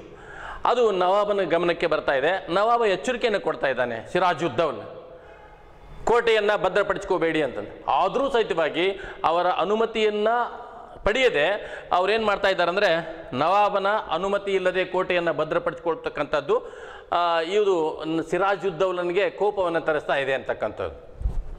ಇನ್ನು ಮೂರನೇ ಕಾರಣ ಏನಂದರೆ ಕಪ್ಪು ಕೋಣೆಯ ದುರಂತ, ಬ್ಲ್ಯಾಕ್ ರೂಮ್ ಟ್ರಾಜಿಡಿ ಅಂತಂದು ಇಂಗ್ಲೀಷ್ನೊಳಗೆ ಕರಿತಾ ಇದ್ದೀವಿ. ಈ ಕಪ್ಪು ಕೋಣೆ ದುರಂತ ಅಂದರೆ ಏನಂದರೆ, ಇಲ್ಲಿ ದಸ್ತಕಗಳನ್ನು ದುರುಪಯೋಗಪಡಿಸ್ಕೊಂಡ್ರು ಮತ್ತು ಅನುಮತಿ ಇಲ್ಲದೆ ಕೋಟೆಯನ್ನು ಸಹಿತವಾಗಿ ಅವ್ರೇನು ಮಾಡ್ತಾ ಇದ್ದಾರೆ ಅಂದರೆ ಭದ್ರಪಡಿಸ್ಕೊಳ್ತಾ ಇದ್ದಾರೆ. ಹಾಗಾಗಿ ಅವನಿಗೇನಾಗ್ತಾ ಇದೆ ಅಂದರೆ ಸಿಟ್ಟು ಬರ್ತಾ ಇದೆ, ಆಂಗ್ಲರ ಮೇಲೆ ಸಿಟ್ಟು ಬರ್ತಾ ಇದೆ. ಅದಕ್ಕೋಸ್ಕರ ಅವನೇನು ಮಾಡ್ತಾ ಇದ್ದಾನಂದರೆ ಇಂಗ್ಲೀಷರ ಮೇಲೆ ದಾಳಿ ಮಾಡ್ದ, ಕೋಟೆ ಮೇಲೆ ದಾಳಿ ಮಾಡ್ದ, ಫೋರ್ಟ್ ವಿಲಿಯಂ ಮೇಲೆ ದಾಳಿ ಮಾಡ್ತಾ ಇದ್ದಾನೆ. ಆ ದಾಳಿ ಮಾಡಿ ಸುಮಾರು 123 ಜನರನ್ನು ಅವನೇನು ಮಾಡ್ತಾನೆ, ಅರೆಸ್ಟ್ ಮಾಡಿ ಒಂದು ಕೋಣೆಯೊಳಗೆ ಕೂಡಿ ಹಾಕ್ತಾ ಇದ್ದಾನೆ. ಅದರಲ್ಲಿ ಹಲವಾರು ಜನರನ್ನು ಕೂಡಿ ಹಾಕ್ತಾ ಇದ್ದಾನೆ. ಅದರಲ್ಲಿ 123 ಜನ ಏನು ಮಾಡ್ತಾನೆ, ಮರಣವನ್ನು ಹೊಂದಿದ್ರು ಅಂತಕ್ಕಂಥದ್ದು. ಹಾಗಾಗಿ ಅದನ್ನು ಕಪ್ಪು ಕೋಣೆಯ ದುರಂತ ಅಂತ ಕರಿತೀವಿ. ಇದರಿಂದ ಏನಾಗುತ್ತೆ, ಇಂಗ್ಲೀಷರಿಗೆ ಸಿರಾಜುದ್ದೌಲ್ ಮೇಲೆ ಭಾಳಷ್ಟು ಕೋಪ ಬಂತು. ಆಗ ರಾಬರ್ಟ್ ಕ್ಲೈವ ಈ ಸುದ್ದಿಯನ್ನು ಕೇಳಿದ ತಕ್ಷಣವೇ ರಾಬರ್ಟ್ ಕ್ಲೈವ ಏನು ಮಾಡ್ತಂದರೆ, ಉಗ್ರನಾಗಿ ಬಲಿಷ್ಠವಾಗಿರ್ತಕ್ಕಂಥ ಸೇನೆಯೊಂದಿಗೆ ಸಿರಾಜುದ್ದೌಲನಿಗೆ ಪ್ಲಾಸಿ ಎಂಬಲ್ಲಿ ಮುಖಾಮುಖಿ ಆಗ್ತಾ ಇದ್ದೇನೆ. ಯಾವಾಗ ಅಂದರೆ ಸಾಮಾನ್ಯ ಶಕೆ 1757 ಜೂನ್ 23ನೇ ತಾರೀಕಿಗೆ ಪ್ಲಾಸಿ ಎಂಬಲ್ಲಿ ಸಿರಾಜುದ್ದೌಲ್ ಮತ್ತು ರಾಬರ್ಟ್ ಕ್ಲೈವನ ಒಂದು ಸೈನ್ಯದ ಮುಖಾಮುಖಿ ಆಗ್ತಾ ಇದೆ ಅಂತಕ್ಕಂಥದ್ದು. ಹೀಗೆ ಘಟನೆಗಳು ನಡೀತಾ ಇದ್ದಾವೆ. ಕ್ಲೈವನು ನವಾಬನ ಶತ್ರುಗಳನ್ನು ತನ್ನತ್ತ ಸೆಳಿತಾ ಇದ್ದಾನೆ. ಸುಮ್ಮನೆ ಅವನು ಹಾಗೆ ಪೂರ್ವ ಸಿದ್ಧತೆ ಇಲ್ಲದೇನೆ ಅವನು ಮಾಡೋದಿಲ್ಲ. ಬಂಗಾಳದಲ್ಲಿ ಸಿರಾಜುದ್ದೌಲ್ ಅಥವಾ ನವಾಬನಿಗಿರ್ತಕ್ಕಂಥ ಶತ್ರುಗಳ ಮಿತ್ರತ್ವವನ್ನು ಕ್ಲೈವ ಮಾಡ್ತಾ ಇದ್ದಾನೆ ಅಂತಕ್ಕಂಥದ್ದು. ಅವನೇನು ಮಾಡ್ತಾ ಇದ್ದಾನಂದರೆ, ಈ ನವಾಬನ ವಿರೋಧಿಗಳಾಗಿರ್ತಕ್ಕಂಥ ಈ ಮಾಣಿಕ್ ಚಂದ್ ಅಥವಾ ಓಮಿ ಚಂದ್ ಮತ್ತು ಜಗತ್ ಸೇಠ್ ಈ ಮೂವರನ್ನು ತನ್ನ ಕಡೆಗೆ ಸೆಳೆದುಕೊಳ್ತಾ ಇದ್ದಾನೆ. ಆಮೇಲೆ ಸಿರಾಜುದ್ದೌಲನ ಸೇನಾಧಿಪತಿ ಮೀರ್ ಜಾಫರ್, ನೀನು ತಟಸ್ಥವಾಗಿರೋ ಯುದ್ಧದ ನಂತರ ನಿನ್ನನ್ನೇ ಹಿಂಗೆ ಬಂಗಾಳದ ನವಾಬನನ್ನಾಗಿ ಮಾಡ್ತಕ್ಕಂಥ ಒಂದು ಭರವಸೆಯನ್ನು ಕೊಡ್ತಾನೆ. ಒಂದು, ಕ್ಲೈವ ನವಾಬನ ಶತ್ರುಗಳನ್ನು ತನ್ನತ್ತ ಸೆಳೆದ. ಯಾರಪ್ಪ ಶತ್ರುಗಳಂದರೆ ಮನಿ ಲೆಂಡರ್ಸ್ ಅಂತ ಹೇಳ್ತೀವಲ್ಲ, ಆ ವ್ಯಾಪಾರಿಗಳಾಗಿರ್ತಕ್ಕಂಥ ಮಾಣಿಕ್ ಚಂದ್, ಓಮಿ ಚಂದ್ ಮತ್ತು ಜಗತ್ ಸೇಠ್. ಆನಂತರ ಬಂಗಾಳದ ನವಾಬನ ಸೇನಾಧಿಕಾರಿಯಾಗಿರ್ತಕ್ಕಂಥ ಮೀರ್ ಜಾಫರ್ನಿಗೆ ಬಂಗಾಳದ ನವಾಬನ ಪಟ್ಟದ ಆಸೆಯನ್ನು ತೋರಿಸಿ ಅಥವಾ ಭರವಸೆಯನ್ನು ತೋರಿಸಿ ಅವನನ್ನು ಯುದ್ಧದಲ್ಲಿ ತಟಸ್ಥವಾಗಿರುವಂತೆ ನೋಡ್ಕೊಳ್ತಾ ಇದ್ದಾನೆ. ನೋಡಿಕೊಂಡು ಜೂನ್ 23ನೇ ತಾರೀಕಿಗೆ 1757ರಲ್ಲಿ ಪ್ಲಾಸಿ ಎಂಬಲ್ಲಿ ಅಟ್ಯಾಕ್ ಮಾಡ್ತಾ ಇದ್ದಾನೆ. ಯುದ್ಧ ಮಾಡಿದರು. ಅಲ್ಲಿ ಇದುವರೆಗೂ ರಾಬರ್ಟ್ ಕ್ಲೈವ ಏನು ಅಂದ್ಕೊಂಡಿದ್ದ ಅದರಂತೆ ಎಲ್ಲ ನಡೀತಾ ಇದೆ ಅಂತಕ್ಕಂಥದ್ದು. ಅಲ್ಲಿ ವಿರೋಧಿಗಳು ಅವನಿಗೆ ಸಹಾಯ ಮಾಡ್ತಾ ಇದ್ದಾರೆ. ಮೀರ್ ಜಾಫರ್ನು ಸಹಿತವಾಗಿ ತಟಸ್ಥವಾಗ್ತಾ ಇದ್ದಾನೆ. ಹೀಗಾಗಿ ಈ ಬಂಗಾಳದೊಳಗೆ ಏನಾಗುತ್ತೆ ಅಂದರೆ, ಸಿರಾಜುದ್ದೌಲ್ ಇವನು ಸೋಲನ್ನು ಅನುಭವಿಸ್ತಾ ಇದ್ದಾನೆ ಅಂತಕ್ಕಂಥದ್ದು. ಸೋಲನ್ನು ಅನುಭವಿಸಿದ ಮೇಲೆ ಬಂಗಾಳ ಅವರ ವಶಕ್ಕೆ ಬರ್ತಾ ಇದೆ. ಹಾಗಾದರೆ ಇದರ ಒಂದು ಪರಿಣಾಮಗಳೇನಾದವು ಅಂತಂದರೆ, ಪ್ಲಾಸಿ ಕದನದ ಪರಿಣಾಮಗಳಲ್ಲಿ ಭಾರತೀಯರ ಅನೈಕ್ಯತೆ, ಅಸಂಘಟನೆ, ಮತ್ತು ವ್ಯಾಪಾರಿ ಲೋಭತನ ಇದು ತೋರಿಸಿಕೊಡ್ತಾ ಇದೆ ಅಂತಕ್ಕಂಥದ್ದು. ಭಾರತೀಯರಲ್ಲಿ ಒಂದು ಅನೈಕ್ಯತೆ ಇದೆ ಮತ್ತು ಅಸಂಘಟನೆ ಇದೆ, ಸಂಘಟಿತರಾಗೋದಿಲ್ಲ ಮತ್ತು ವ್ಯಾಪಾರದಲ್ಲಿ ಬಹಳಷ್ಟು ಲೋಭಿತನ ಇದ್ದಾರೆ ಅಂತಕ್ಕಂಥದ್ದನ್ನು ಇದು ತೋರಿಸಿಕೊಡ್ತಾ ಇದೆ ಅಂತಕ್ಕಂಥದ್ದು.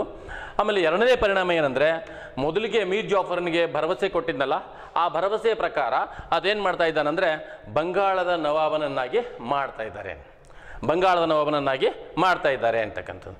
ಇಲ್ಲಿ ಪ್ಲಾಸಿ ಕದನದ ನಂತರ ಮೀರ್ ಜಾಫರ್ ಬಂಗಾಳದ ನವಾಬ ಆದ ಅಂತಕ್ಕಂಥದ್ದು. ಆಮೇಲೆ ಬ್ರಿಟಿಷರು ಬಂಗಾಳದ ಅನಿರ್ಬಂಧಿತ ವ್ಯಾಪಾರದ ಹಕ್ಕನ್ನು ಪಡೆದರು.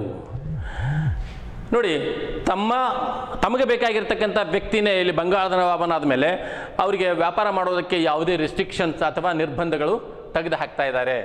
ಅವರಿಗೆ ಫ್ರೀಯಾಗಿ ಅವರು ವ್ಯಾಪಾರವನ್ನು ಮಾಡೋದಕ್ಕೆ ಈ ಮೀರ್ ಜಾಫರ್ ಅನುಮತಿಯನ್ನು ಅವರಿಗೆ ಕೊಟ್ಟ ಅಂತಕ್ಕಂಥದ್ದು. ಇನ್ನು ನಾಲ್ಕನೇದಾಗಿ ಏನಂದರೆ, ಕಂಪನಿಗೆ ಮೀರ್ ಜಾಫರ್ನಿಂದ 17.70 ಕೋಟಿ 7.70 ಕೋಟಿ ರೂಪಾಯಿ ದೊರೆಯಿತು. ನೋಡಿ, ಮೀರ್ ಜಾಫರ್ನನ್ನು ನವಾಬನನ್ನಾಗಿ ಮಾಡಿದ್ದಕ್ಕೋಸ್ಕರ ಇಂಗ್ಲೀಷರಿಗೆ ಪ್ರತಿಯಾಗಿ ಅವನೇನು ಮಾಡ್ತಾ ಇದ್ದಾನೆ, ಈಸ್ಟ್ ಇಂಡಿಯಾ ಕಂಪನಿಗೆ 17.70 ಕೋಟಿ ರೂಪಾಯಿಯನ್ನು ಕೊಡ್ತಾ ಇದ್ದಾನೆ ಅಂತಕ್ಕಂಥದ್ದು. ಹೀಗೆ ಬಂಗಾಳದ ಮೇಲೆ ತಮ್ಮ ಪ್ರಭುತ್ವವನ್ನು ಅವರು ಸ್ಥಾಪಿಸಿದ್ರು ಅಂತಕ್ಕಂಥ. ಈ ಮೀರ್ ಜಾಫರ್ ಬಂಗಾಳದ ನವಾಬನಾದ ಅಲ್ಲಿ ಮುಂದೆ ಬರ್ತಾ ಬರ್ತಾ ಏನಾಗುತ್ತೆ ಅಂದರೆ, ತಾನು ಬ್ರಿಟಿಷರ ಕೈಗೊಂಬೆ ಆಗ್ತಾ ಇದ್ದೀನಿ ಅಂತಕ್ಕಂಥದ್ದು ಅವನಿಗೆ ಗೊತ್ತಾಗ್ತಾ ಇದೆ ಅಂತಕ್ಕಂಥದ್ದು. ಹಾಗಾಗಿ ಎರಡನೇ ಕಾರ್ನಾಟಿಕ್ ಯುದ್ಧ, ಬಕ್ಸಾರ್ ಕದನ ನಡೀತಾ ಇದೆ ಅಂತಕ್ಕಂಥದ್ದು. ವಿದ್ಯಾರ್ಥಿಗಳೇ, ಇಲ್ಲಿ 2 ಅಂಕಗಳಿಗೆ ಈ ಪ್ಲಾಸಿ ಕದನದಲ್ಲಿ ಕೇಳ್ತಕ್ಕಂಥ ಸಂಭವ ಇರ್ತಾ ಇದೆ. ಈ ಪ್ಲಾಸಿ ಕದನಕ್ಕೆ ಕಾರಣಗಳನ್ನು 2 ಅಂಕಗಳಿಗೆ ಕೇಳ್ಬೋದು, ಅಥವಾ ಪ್ಲಾಸಿ ಕದನ ನಡೆದಂಥ ಬಗೆ ಅಥವಾ ಘಟನೆಗಳ ಬಗ್ಗೆ 2 ಅಂಕಗಳಿಗೆ ನಾವಿಲ್ಲಿ ಕೇಳ್ಬೋದು. ಇಲ್ವೇ ಪ್ಲಾಸಿ ಕದನದ ಪರಿಣಾಮಗಳೇನು ಅಂತಕ್ಕಂಥ ಒಂದು ಪಾಠದ ಬಗ್ಗೆಯೂ ಸಹಿತವಾಗಿ ನಾವು ಕೇಳ್ತಕ್ಕಂಥ ಸಂಭವ ಇರ್ತಾ ಇದೆ. ಹಾಗಾಗಿ ವಿದ್ಯಾರ್ಥಿಗಳೇ, ಇಲ್ಲಿ ಪ್ಲಾಸಿ ಕದನ ನಡೆದುದು ಯಾವಾಗ, ಯಾರ್ಯಾರ ಮಧ್ಯೆ ನಡೀತು, ಆಮೇಲೆ ಕಾರಣಗಳೇನು ಮತ್ತು ಯಾವ ರೀತಿಯಲ್ಲಿ ಘಟನೆಗಳು ನಡೆದವು ಮತ್ತು ಅದರ ಪರಿಣಾಮಗಳೇನು ಅಂತಕ್ಕಂಥದ್ದು ನಾವಿಲ್ಲಿ ನೋಡ್ಕೋಬೇಕಾಗುತ್ತೆ ಪರೀಕ್ಷಾ ದೃಷ್ಟಿಯಿಂದ ಅಂತಕ್ಕಂಥದ್ದು. ಇನ್ನು ನೆಕ್ಸ್ಟು ಬಕ್ಸಾರ್ ಕದನ. ಈ ಬಕ್ಸಾರ್ ಕದನ ಸಾಮಾನ್ಯ ಶಕೆ 1764ರಲ್ಲಿ ಇದು ನಡೀತಾ ಇದೆ ಅಂತಕ್ಕಂಥ. ಸಾಮಾನ್ಯ ಶಕೆ 1764ರಲ್ಲಿ ಇದು ನಡೀತಾ ಇದೆ ಅಂತಕ್ಕಂಥದ್ದು. ಇಲ್ಲಿ ಮೀರ್ ಜಾಫರ್ನನ್ನು ಅವನ ಒಂದು ಬಂಗಾಳದ ನವಾಬನನ್ನಾಗಿ ಮಾಡಿದರು. ಆ ನಂತರ ಅವನಿಗೆ ಗೊತ್ತಾಗುತ್ತೆ ನಾನು ಬ್ರಿಟಿಷರ ಕೈಗೊಂಬೆ ಆಗಬೇಕು ಅಂತಕ್ಕಂಥದ್ದು. ಹಾಗಾಗಿ ಅವನು ನಿರಂತರವಾಗಿ ಬ್ರಿಟಿಷರಿಂದ ಶೋಷಣೆಗೆ ಒಳಪಡ್ತಾ ಇದ್ದಾನೆ. ಇಲ್ಲಿ ಯಾಕೆಂದರೆ ಅವನನ್ನು ನವಾಬನನ್ನಾಗಿ ಮಾಡಿದ್ದು ಬ್ರಿಟಿಷರು, ಹಾಗಾಗಿ ಬ್ರಿಟಿಷರು ಹೇಳ್ದಂತೆ ಅವನು ಕೇಳಬೇಕಾಗುತ್ತೆ. ಹಾಗಾಗಿ ಅವನು ನಿರಂತರ ಶೋಷಣೆಗೆ ಒಳಗಾಗ್ತಾ ಇದ್ದಾನೆ. ಇದ್ರ ಪರಿಣಾಮ ಏನಾಗುತ್ತೆ ಅಂದರೆ ಬೊಕ್ಕಸವೇ ಬರದಾಗಿ ಹೋಗುತ್ತೆ. ಮೀರ್ ಜಾಫರ್ನ ಒಂದು ಬೊಕ್ಕಸವೇ, ಬಂಗಾಳದ ಬೊಕ್ಕಸ ಬರಿದಾಗುತ್ತೆ. ಯಾಕೆಂದರೆ ಬ್ರಿಟಿಷರು ಕೇವಲ ಧನಪಿಸಾಚಿಗಳಾಗಿದ್ದರು ಅಷ್ಟೇ. ಅವರು ಎಷ್ಟೇ ಒಂದು ಬಂಗಾಳದಿಂದ ಸಂಪತ್ತನ್ನು ದೋಚಿದ್ರೂ ಸಹಿತವಾಗಿ ಅವರು ತೃಷೆ ತೀರಲಿಲ್ಲ ಅಂತಕ್ಕಂಥದ್ದು. ಕೊನೆಗೆ ಯಾವಾಗ ಮೀರ್ ಜಾಫರ್ ಅವರ ಬೇಡಿಕೆಗಳನ್ನು ಮನ್ನಿಸದೆ ಹೋಗ್ತಾನೋ ಆವಾಗ ಆ ಮೀರ್ ಜಾಫರ್ನ ಬಗ್ಗೆ ಏನಾಗುತ್ತೆ ಅಂದರೆ ಅವರಿಗೆ ಅಸಮಾಧಾನ ಉಂಟಾಗುತ್ತೆ. ಅವನನ್ನು ಏನು ಮಾಡ್ತಾ ಇದ್ದಾರೆ ಅಂದರೆ ಆಡಳಿತ ಮಾಡೋದಕ್ಕೆ ನೀನು ಅಸಮರ್ಥನ ಇದೆಯಾ ಅಂತಕ್ಕಂಥ ಒಂದು ರೀತಿಯಲ್ಲಿ ಬಿಂಬಿಸಿ ಅವನನ್ನು ಕೆಳಗಿಳಿಸ್ತಾ ಇದ್ದಾರೆ. ಕೆಳಗಿಳಿಸಿ ಮತ್ತೇನು ಮಾಡ್ತಾ ಇದ್ದಾರೆ ಅಂದರೆ ಆ ಮೀರ್ ಜಾಫರ್ನ ಅಳಿಯನಾಗಿರ್ತಕ್ಕಂಥ ಮೀರ್ ಕಾಸಿಮನನ್ನು ಅವರು ಬಂಗಾಳದ ನವಾಬನನ್ನಾಗಿ ಮಾಡಿದರು. ಇಲ್ಲಿ ಬರೋದೇ ಆ ಬಂಗಾಳದ ನವಾಬನಾಗಿರ್ತಕ್ಕಂಥ ಮೀರ್ ಕಾಸಿಮ ಮತ್ತು ಬ್ರಿಟಿಷರ ಮಧ್ಯದಲ್ಲಿ ನಡೆದಿರ್ತಕ್ಕಂಥದ್ದೇ ಬಕ್ಸಾರ್ ಕದನ 1764ರಲ್ಲಿ. ಹಾಗಾದರೆ ಈ ಕಾರಣಗಳನ್ನು ನೋಡೋಣ. ಮೀರ್ ಕಾಸಿಮ್ ಸ್ವತಂತ್ರ ರಾಜನೆಂದು ಭಾವಿಸಿದ್ದು. ಇಲ್ಲಿ ನಾನು ವಿದ್ಯಾರ್ಥಿಗಳು ಈಗ ಹೇಳಿದೆ, ಈ ಮೀರ್ ಜಾಫರ್ನ ನಂತರ ಮೀರ್ ಕಾಸಿಮನನ್ನು ಏನು ಮಾಡಿದರು ಅಂದರೆ ಬಂಗಾಳದ ನವಾಬನನ್ನಾಗಿ ಮಾಡಿದರು ಅಂತಂದೇಳಿ. ಮೀರ್ ಕಾಸಿಮ್ ಸ್ವಲ್ಪ ದಿವಸ ಅವನೇನು ಮಾಡ್ದ ಅಂದರೆ ಅವನು ಸಹಿತವಾಗಿ ಆರಂಭದಲ್ಲಿ ಬ್ರಿಟಿಷರಿಗೆ ನಿಷ್ಠೆಯಿಂದ ಇದ್ದ. ಅಲ್ಲಿ ಸುಮಾರು ಅವನನ್ನು ನವಾಬನನ್ನಾಗಿ ಮಾಡಿದ್ದಕ್ಕೋಸ್ಕರ 2 ಲಕ್ಷ ಪೌಂಡ್ ಹಣವನ್ನು ಕೊಟ್ಟಿದ್ದ. ಜೊತೆಗೆ ಕಂಪನಿಗೆ ಕೆಲವು ಪ್ರದೇಶಗಳನ್ನು ಸಹಿತವಾಗಿ ಬಿಟ್ಕೊಟ್ಟಿದ್ದ ಅಂತಕ್ಕಂಥದ್ದು. ಆದರೆ ಸ್ವಲ್ಪ ದಿನಗಳ ತರುವಾಯ ಅವನೇನು ಮಾಡ್ತಾ ಇದ್ದಾನಂದರೆ ತಾನು ಒಬ್ಬ ಸ್ವತಂತ್ರ ಅರಸ ಅಂತಕ್ಕಂಥ ಒಂದು ರೀತಿಯಲ್ಲಿ ಭಾವಿಸಿದ ಮತ್ತು ವರ್ತಿಸಿದ. ಅದೇ ಇಂಗ್ಲೀಷರಿಗೆ ಅವನ ಮೇಲೆ ಅಸಮಾಧಾನ ಉಂಟಾಗಲಿಕ್ಕೆ ಕಾರಣ ಆಗುತ್ತೆ ಅಂತಕ್ಕಂಥದ್ದು. ಆಮೇಲೆ ಎರಡನೇ ಕಾರಣ ಏನಂದರೆ ನವಾಬನು ಬಂಗಾಳದ ಎಲ್ಲ ವ್ಯಾಪಾರವನ್ನು ಸುಂಕ ಮುಕ್ತ ಎಂದು ಘೋಷಿಸಿದ್ದು. ಈ ಮೀರ್ ಕಾಸಿಂ ಬಂಗಾಳದ ನವಾಬ ಆದ್ನಲ್ಲ, ಅವನೇನು ಮಾಡ್ತಾ ಇದ್ದಾನಂದರೆ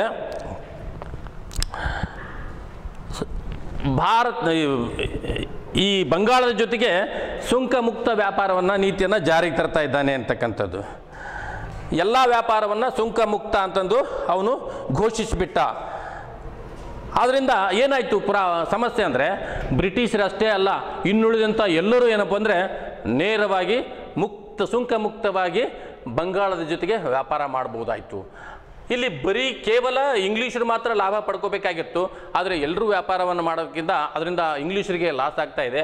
ಅದು ಅವನನ್ನು ದ್ವೇಷಿಸೋದಕ್ಕೆ, ಅವನನ್ನು ಕೆಳಗಿಳಿಸೋದಕ್ಕೆ ಕಾರಣ ಆಗ್ತಾ ಇದೆ. ಯಾಕೆ ಏನು ಅಂದರೆ ನವಾಬನು ಬಂಗಾಳದ ಎಲ್ಲ ವ್ಯಾಪಾರವನ್ನು ಸುಂಕ ಮುಕ್ತ ವ್ಯಾಪಾರ ಅಂತಂದು ಘೋಷಣೆ ಮಾಡಿದ್ದು ಅಂತಕ್ಕಂಥ. ನೆಕ್ಸ್ಟ್ ಮೂರನೇದೇನೆಂದರೆ ಆಂಗ್ಲರು ಮೀರ್ ಕಾಸಿಂ ಬದಲಿಗೆ ಮೀರ್ ಜಾಫರ್ನನ್ನು ಬಂಗಾಳದ ನವಾಬನನ್ನಾಗಿ ಮಾಡಿದರು.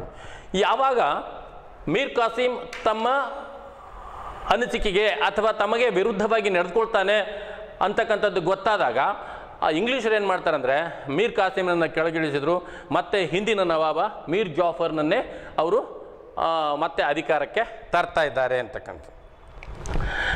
ಇಲ್ಲಿ ಇದುವರೆಗೂ ಮೀರ್ ಕಾಸಿಂ ಏನು ಮಾಡಿದ ಅಂದರೆ ಕೆಳಗಿಳಿಸಿದ ಮೇಲೆ ಅವನಿಗೆ ಬ್ರಿಟಿಷರ ಒಂದು ಕುಯುಕ್ತ ನೀತಿ ಅವನಿಗೆ ಗೊತ್ತಾಗಿತ್ತಲ್ಲ, ಅದಕ್ಕಾಗಿ ಅವ್ರ ಮೇಲೆ ಸೇಡನ್ನು ತೀರಿಸ್ಕೋಬೇಕಂತ ಹೇಳ್ಬಿಟ್ಟು ಅವನೇನು ಮಾಡ್ತಾ ಇದ್ದಾನಂದರೆ ಅವ್ರ ಮೇಲೆ ಸೇಡನ್ನು ತೀರಿಸ್ಕೊಳ್ಳೋದಕ್ಕೆ ಪ್ರಯತ್ನ ಪಟ್ಟಿರ್ತಕ್ಕಂಥದ್ದೇ 1764ರ ಬಕ್ಸಾರ್ ಕದನ ಅಂತ ನಾವು ಹೇಳ್ಬೋದು. ಯಾವ ಘಟನೆಗಳು ನಡೀತಾ ಇದ್ದಾವೆ ಇಲ್ಲಿ, ಹೆಂಗೆ ನಡೀತಾ ಇದೆ ಅಂತಕ್ಕಂಥದ್ದು. ಇಲ್ಲಿ ಮೀರ್ ಕಾಸಿಮನನ್ನು ಕೆಳಗಿಳಿಸಿದ ಮೇಲೆ ಅವನೇನು ಮಾಡ್ತಾ ಇದ್ದಾನೆ, ಮೀರ್ ಕಾಸಿಂ ಭಾರತೀಯ ವ್ಯಾಪಾರಿಗಳ ಮತ್ತು ಕಸಬುದಾರರ ಬೆಂಬಲವನ್ನು ಪಡಿತಾ ಇದ್ದಾನೆ. ಇಲ್ಲಿ ಭಾರತೀಯ ವ್ಯಾಪಾರಿಗಳು ಮತ್ತು ಕಸಬುದಾರರು ಏನು ಮಾಡ್ತಾರೆ ಅಂದರೆ ಮೀರ್ ಕಾಸಿಮನಿಗೆ ಬೆಂಬಲ ಸೂಚಿಸ್ತಾ ಇದ್ದಾರೆ. ಅದು ಅವನಿಗೆ ಪ್ಲಸ್ ಪಾಯಿಂಟ್ ಆಗ್ತಾ ಇದೆ. ಹಾಗಾಗಿ ಅವನೇನು ಮಾಡ್ತಾ ಇದ್ದಾನೆ ಅಂದರೆ ಇಂಗ್ಲೀಷರ ವಿರುದ್ಧ ಪ್ರತಿಕಾರವನ್ನು ತೀರಿಸಿಕೊಳ್ಳೋದಕ್ಕೆ ಪ್ರಯತ್ನ ಮಾಡ್ತಾ ಇದ್ದಾನೆ. ಮತ್ತು ಎರಡನೇದೇನೆಂದರೆ ಎರಡನೇ ಶಾ ಆಲಂ ಮತ್ತು ಸೂಜ್ ಉದ್ ದೌಲ್ ನಡುವೆ ಒಪ್ಪಂದ ಮಾಡಿಕೊಂಡ. ಮೊಘಲ್ ಚಕ್ರವರ್ತಿ ಎರಡನೇ ಶಾ ಆಲಂ ಮತ್ತು ಅವಧಿನ ನವಾಬ ಯಾರು ಶೂಜ್ ಉದ್ ದೌಲ್ ಇವ್ರ ನಡುವೆ ಒಪ್ಪಂದ ಮಾಡಿಕೊಂಡ. ಇಲ್ಲಿ ಮೀರ್ ಕಾಸಿಂ ಆಮೇಲೆ ದೆಹಲಿ ಚಕ್ರವರ್ತಿ ಆಗಿರ್ತಕ್ಕಂಥ ಎರಡನೇ ಶಾ ಆಲಂ ಮತ್ತು ಅವಧಿನ ನವಾಬನಾಗಿರ್ತಕ್ಕಂಥ ಶೂಜ್ ಉದ್ ದೌಲ್ ಈ ಮೂರು ಜನ ಸೇರಿಕೊಂಡು ಏನು ಮಾಡ್ತಾರೆ ಅಂದರೆ ಒಂದು ಒಕ್ಕೂಟವನ್ನು ರಚನೆ ಮಾಡ್ಕೊಳ್ತಾ ಇದ್ದಾರೆ. ರಚನೆ ಮಾಡಿಕೊಂಡು ಇಂಗ್ಲೀಷರ ಮೇಲೆ ದಾಳಿಯನ್ನು ಮಾಡ್ತಾ ಇದ್ದಾರೆ. ಮಾಡ್ತಾರೆ. ಇದನ್ನೇ ನಾವೇಂತ ಕರಿತೀವಿ ಬಕ್ಸಾರ್ ಕದನ ಅಂತಂದು ಕರಿತಾ ಇದ್ದೀವಿ. ಇಲ್ಲಿ ಇವರಿಗೆ ವಿರುದ್ಧವಾಗಿ ಇಂಗ್ಲೀಷ್ ಅಧಿಕಾರಿ ಹೆಕ್ಟರ್ ಮೆಂಡ್ರೋ ಮತ್ತು ಮೀರ್ ಕಾಸಿಮನ ಸೇನೆ, ಹೆಕ್ಟರ್ ಮೆಂಡ್ರೋನ ನೇತೃತ್ವದಲ್ಲಿರ್ತಕ್ಕಂಥ ಬ್ರಿಟಿಷ್ ಸೇನೆ ಮತ್ತು ಮೀರ್ ಕಾಸಿಮನ ಸೇನೆ ಇವೆರಡಕ್ಕೆ ಏನಾಗ್ತಾ ಇದೆ ಅಂದರೆ ಬಕ್ಸಾರ್ ಎಂಬಲ್ಲಿ ಮುಖಾಮುಖಿ ಆಗ್ತಾ ಇದೆ.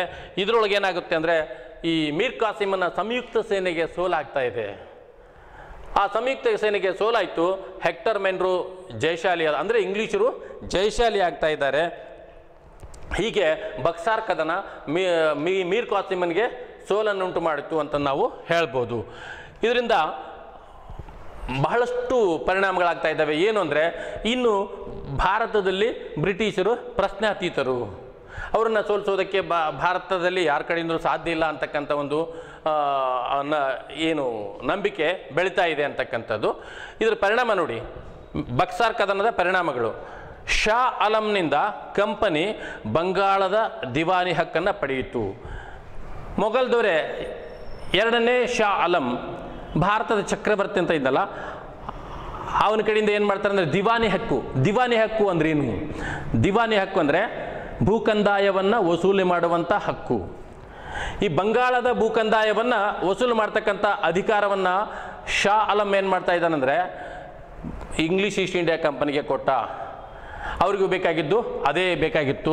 ಇಲ್ಲಿ ಯಾಕೆಂದರೆ ಬಂಗಾಳ ಪ್ರಾಂತ್ಯ ಭಾರತದಲ್ಲೇ ಸಂಪದ್ಭರಿತವಾಗಿರ್ತಕ್ಕಂಥ ಪ್ರಾಂತ್ಯ, ದೊಡ್ಡ ಪ್ರಾಂತ್ಯವಾಗಿತ್ತು.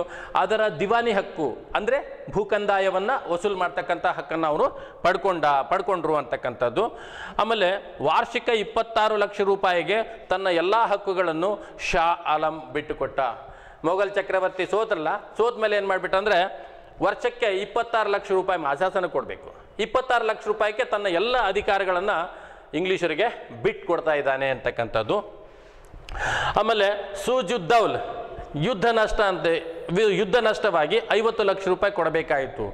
ಅವಧ್ ನವಾಬನಾಗಿರ್ತಕ್ಕಂಥ ಸೂಜುದ್ದೌಲ್ನು ಸಹ ಈ ಒಂದು ಒಕ್ಕೂಟ ಸೇನೆಯಲ್ಲಿ ಇದ್ನಲ್ಲ, ಸೋತು ಬಿಟ್ಟ ಮೇಲೆ ಯುದ್ಧ ನಷ್ಟ ಅಥವಾ ಯುದ್ಧಕ್ಕೆ ಪರಿಹಾರವಾಗಿ ಅವಧ್ ನವಾಬನಾಗಿರ್ತಕ್ಕಂಥ ಸೂಜುದ್ದೌಲ್ ಬ್ರಿಟಿಷರಿಗೆ 50 ಲಕ್ಷ ರೂಪಾಯಿ ಕೊಡಬೇಕಾಗುತ್ತೆ, ಮತ್ತು ಬ್ರಿಟಿಷರ ಆಶ್ರಿತ ಅರಸನಾಗಿ ಉಳಿಬೇಕಾಗುತ್ತೆ ಅಂತಕ್ಕಂಥದ್ದು. ಹೀಗೆ ಮತ್ತೆ ನೆಕ್ಸ್ಟ್ 4ನೇ ಪಾಯಿಂಟ್ ಏನಂದರೆ ಬಂಗಾಳದ ಪೂರ್ಣ ಆಡಳಿತ ಕಂಪನಿಗೆ ಸೇರಿತು.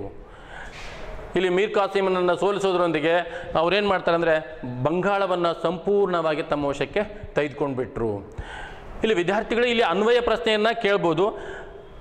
ಬಂಗಾಳ ಸಂಪೂರ್ಣವಾಗಿ ಕಂಪನಿಗೆ ಸೇರಿತು ಹೇಗೆ ಸ್ಪಷ್ಟೀಕರಿಸಿರಿ ಅಂದಾಗ ನಾವು ಇದರ ಪರಿಣಾಮಗಳನ್ನು ಬರಿಬೇಕಾಗುತ್ತೆ. ಬಕ್ಸಾರ್ ಕದನದ ಪರಿಣಾಮಗಳನ್ನು ನಾವಿಲ್ಲಿ ಬರಿಬೇಕಾಗುತ್ತೆ. ಹೀಗೆ ನಾವು ಬಕ್ಸಾರ್ ಕದನ ಇಲ್ಲಿ ನಾವು ಈ ಬಕ್ಸಾರ್ ಕದನದ ಬಗ್ಗೆಯೂ ಸಹಿತವಾಗಿ ನಾವು 2 ಅಂಕದ ಪ್ರಶ್ನೆಗೆ ಕೇಳ್ತಕ್ಕಂಥ ಸಂಭವ ಇಲ್ಲಿ ಹೆಚ್ಚಾಗಿರುತ್ತೆ ಅಂತಕ್ಕಂಥದ್ದು. ಇಲ್ಲಿ ಪರಿಣಾಮಗಳನ್ನು ಕೇಳಿದಾಗ ನಾವು 3 ಕಾರಣಗಳನ್ನು ಕೇಳಿದಾಗ 3 ಕಾರಣಗಳನ್ನು ಬರಿಬೇಕಾಗುತ್ತೆ. ಇನ್ನು ಘಟನೆಗಳನ್ನು ಕೇಳಿದಾಗ 3 ಘಟನೆಗಳನ್ನು ಬರಿಬೇಕಾಗುತ್ತೆ. ಇನ್ನು ಪರಿಣಾಮಗಳನ್ನು ಕೇಳಿದಾಗ ಈ 4 ಪರಿಣಾಮಗಳನ್ನು ನಾವಿಲ್ಲಿ ಬರಿಬೇಕಾಗುತ್ತೆ. ಒಟ್ಟಾರೆ ಇದನ್ನು 1 ಅಂಕದ ಪ್ರಶ್ನೆಗೆ ಕೇಳ್ಬೋದು. ಬಂಗಾಳದ ಮೇಲೆ ಆಧಿಪತ್ಯವನ್ನು ಸ್ಥಾಪಿಸಲು ಇಂಗ್ಲೀಷರು ಮಾಡಿದಂಥ ಯುದ್ಧಗಳಾವವು ಅಂತ ಹೇಳಿದಾಗ ಈ ಪ್ರಶ್ನೆಗೆ ನಾವೇನು ಮಾಡ್ಬೋದು ಅಂದರೆ ಒಂದು ಪ್ಲಾಸಿ ಕದನ, ಮತ್ತೊಂದು ಬಕ್ಸಾರ್ ಕದನ ಅಂತ ನಾವು ಬರಿಬೇಕಾಗುತ್ತೆ. ಹೀಗೆ 2 ಯುದ್ಧಗಳನ್ನು ಮಾಡೋದ್ರ ಮೂಲಕ ಬಂಗಾಳದ ಮೇಲೆ ತಮ್ಮ ಸಂಪೂರ್ಣವಾಗಿರ್ತಕ್ಕಂಥ ಆಧಿಪತ್ಯವನ್ನು ಬ್ರಿಟಿಷರು ಸಾಧಿಸ್ತಾ ಇದ್ದಾರೆ ಅಂತಕ್ಕಂಥದ್ದು. ಇನ್ನು ಬಂಗಾಳ ತಮ್ಮ ವಶಕ್ಕೆ ಬಂದ ಮೇಲೆ ಅವ್ರೇನು ಮಾಡ್ತಾ ಇದ್ದಾರೆ ಅಂದರೆ ಇಲ್ಲಿ ಬಂಗಾಳ, ಬಿಹಾರ, ಒರಿಸ್ಸಾ ಈ ಎಲ್ಲ ಪ್ರಾಂತ್ಯಗಳ ನಿಜವಾದ ಒಡೆಯರು ಅಂತಕ್ಕಂಥ ಒಂದು ಒಡೆಯರಾಗ್ತಾ ಇದ್ದಾರೆ. ಈ ಬಕ್ಸಾರ್ ಕದನ ಪ್ರಮುಖವಾಗಿರ್ತಕ್ಕಂಥ ಪರಿಣಾಮಗಳೇನೆಂದರೆ ಈ ಬಕ್ಸಾರ್ ಕದನವು ಬಂಗಾಳ, ಬಿಹಾರ್, ಒರಿಸ್ಸಾ ಇವುಗಳ ನಿಜವಾದ ಒಡೆಯರು ಯಾರು ಅಂದರೆ ಬ್ರಿಟಿಷರು ಅಂತ ದೃಢೀಕರಣವನ್ನು ಇದು ಮಾಡ್ತಾ ಇದೆ ಅಂತಕ್ಕಂಥದ್ದು. ಇಲ್ಲಿ ಅವರು ಪ್ರಶ್ನಾತೀತ ದೊರೆಗಳಾಗ್ತಾ ಇದ್ದಾರೆ ಬಂಗಾಳ, ಬಿಹಾರ್ ಮತ್ತು ಒರಿಸ್ಸಾದಲ್ಲಿ. ಹೀಗೆ ಬಂಗಾಳ ಪ್ರಾಂತ್ಯದೊಳಗೆ ಏನಾಗುತ್ತೆ ಅಂದರೆ ಮುಂದೆ ರಾಬರ್ಟ್ ಕ್ಲೈವ್ ಏನು ಮಾಡ್ತಾ ಇದ್ದಾನೆ ಅಂದರೆ ಅಲ್ಲಿ ದ್ವಿಪ್ರಭುತ್ವ, ಡ್ಯುಯಲ್ ಗೌರ್ಮೆಂಟ್ ಅಂತ ಹೇಳ್ತಾ ಇದ್ದೀವಲ್ಲ, ದ್ವಿಪ್ರಭುತ್ವ ಅಂತಕ್ಕಂಥದ್ದನ್ನು ಜಾರಿಗೆ ತರ್ತಾ ಇದ್ದಾನೆ. ಅದರ ಪ್ರಕಾರ ಇಲ್ಲಿ ಸಾಮಾನ್ಯ ಶಕೆ 1700 ಯಾವಾಗ ರಾಬರ್ಟ್ ಕ್ಲೈವ್ ಜಾರಿಗೆ ತೆಗೆದುಕೊಂಡು ಬಂದ ಅಂದರೆ 1765ರಲ್ಲಿ. ದ್ವಿಮುಖ ಸರ್ಕಾರ ಅಥವಾ ದ್ವಿಸರ್ಕಾರ ಯಾರು ಜಾರಿಗೆ ತೆಗೆದುಕೊಂಡು ಬಂದ್ರಂದರೆ ಕ್ಲೈವ್. ಎಲ್ಲಿ ಜಾರಿಗೆ ತೆಗೆದುಕೊಂಡು ಬಂದ ಅಂದರೆ ಬಂಗಾಳದಲ್ಲಿ ಜಾರಿಗೆ ತೆಗೆದುಕೊಂಡು ಬಂದ ಅಂತ ನಾವು ಹೇಳ್ಬೋದು. ಹಾಗಾದರೆ ದ್ವಿಸರ್ಕಾರ ಎಂದರೇನು ಅಂತ ಕೇಳಿದಾಗ ನಾವು ಇದರ ಪ್ರಕಾರ ದ್ವಿಸರ್ಕಾರದ ಪ್ರಕಾರ ಇಂಗ್ಲೀಷರು ಭೂಕಂದಾಯವನ್ನು ವಸೂಲು ಮಾಡ್ತಕ್ಕಂಥ ಹಕ್ಕನ್ನು ಪಡಿತಾ ಇದ್ದಾರೆ. ನವಾಬ ಆಡಳಿತ, ನ್ಯಾಯ ಮುಂತಾದಂಥ ಆಡಳಿತಾತ್ಮಕ ಕಾರ್ಯಗಳನ್ನು ಮಾಡ್ತಕ್ಕಂಥ ಕೆಲಸ ಮಾತ್ರ ಅವನಿಗೆ ಉಳಿತಾ ಇದೆ.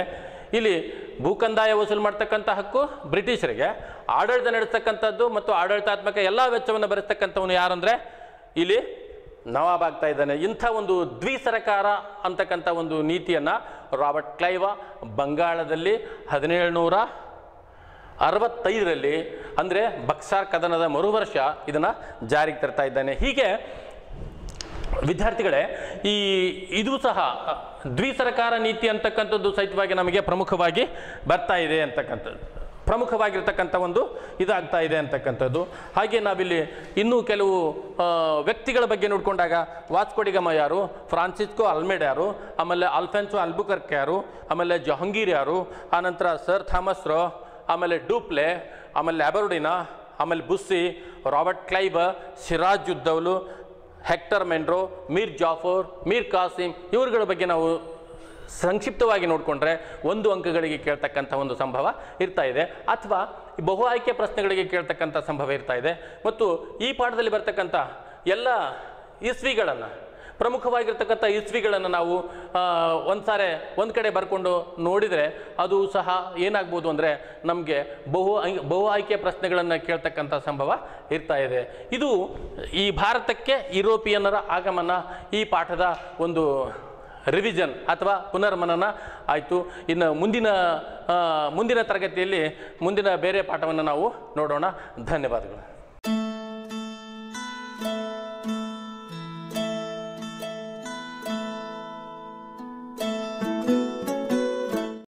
ನಮಸ್ಕಾರ, ನಾನು ಶರಣಪ್ಪ ಕುಂಬಾರ್ ಅಂತ, ಸಮಾಜ ವಿಜ್ಞಾನ ಶಿಕ್ಷಕರು, ಸರ್ಕಾರಿ ಪ್ರೌಢಶಾಲೆ ಎರಡೋಣ, ತಾಲೂಕು ಕಾರಟಗಿ. ವಿದ್ಯಾರ್ಥಿಗಳೇ, ನೀವೀಗಾಗಲೇ ಇತಿಹಾಸ ವಿಭಾಗದ ಮೊದಲನೇ ಅಧ್ಯಾಯದ ಬಗ್ಗೆ ತಿಳ್ಕೊಂಡಿದ್ದೀರಿ. ಅದರ ಮುಂದುವರಿದ ಭಾಗದಲ್ಲಿ ನಾವು 2ನೇ ಅಧ್ಯಾಯದಲ್ಲಿ ಬ್ರಿಟಿಷ್ ಆಳ್ವಿಕೆ ವಿಸ್ತರಣೆ, ಈ ಅಧ್ಯಾಯದಲ್ಲಿ ಬರ್ತಕ್ಕಂಥ ಪ್ರಮುಖ ಅಂಶಗಳು ಮತ್ತು ನಮಗೆ ಪರೀಕ್ಷಾ ದೃಷ್ಟಿಯಿಂದ ನಾವು ಯಾವ ರೀತಿ ಸಿದ್ಧತೆ ಮಾಡಿಕೊಳ್ಬೇಕು ಅನ್ನೋದ್ರ ಬಗ್ಗೆ ನಾವು ಇವತ್ತಿನ ದಿವಸ ನೋಡೋಣ.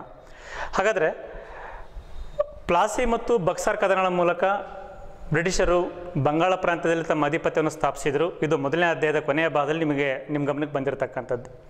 ಇನ್ನು 2ನೇ ಅಧ್ಯಾಯದಲ್ಲಿ ಬ್ರಿಟಿಷ್ ಆಳ್ವಿಕೆ ವಿಸ್ತರಣೆ, ಹೇಗೆ ಇಡೀ ದೇಶದಾದ್ಯಂತ ಅವರು ತಮ್ಮ ಆಳ್ವಿಕೆಯನ್ನು ವಿಸ್ತರಿಸ್ತಾರೆ ಅನ್ನತಕ್ಕಂಥದ್ದು ನಾವಿಲ್ಲಿ ತಿಳ್ಕೊಳ್ತೀವಿ.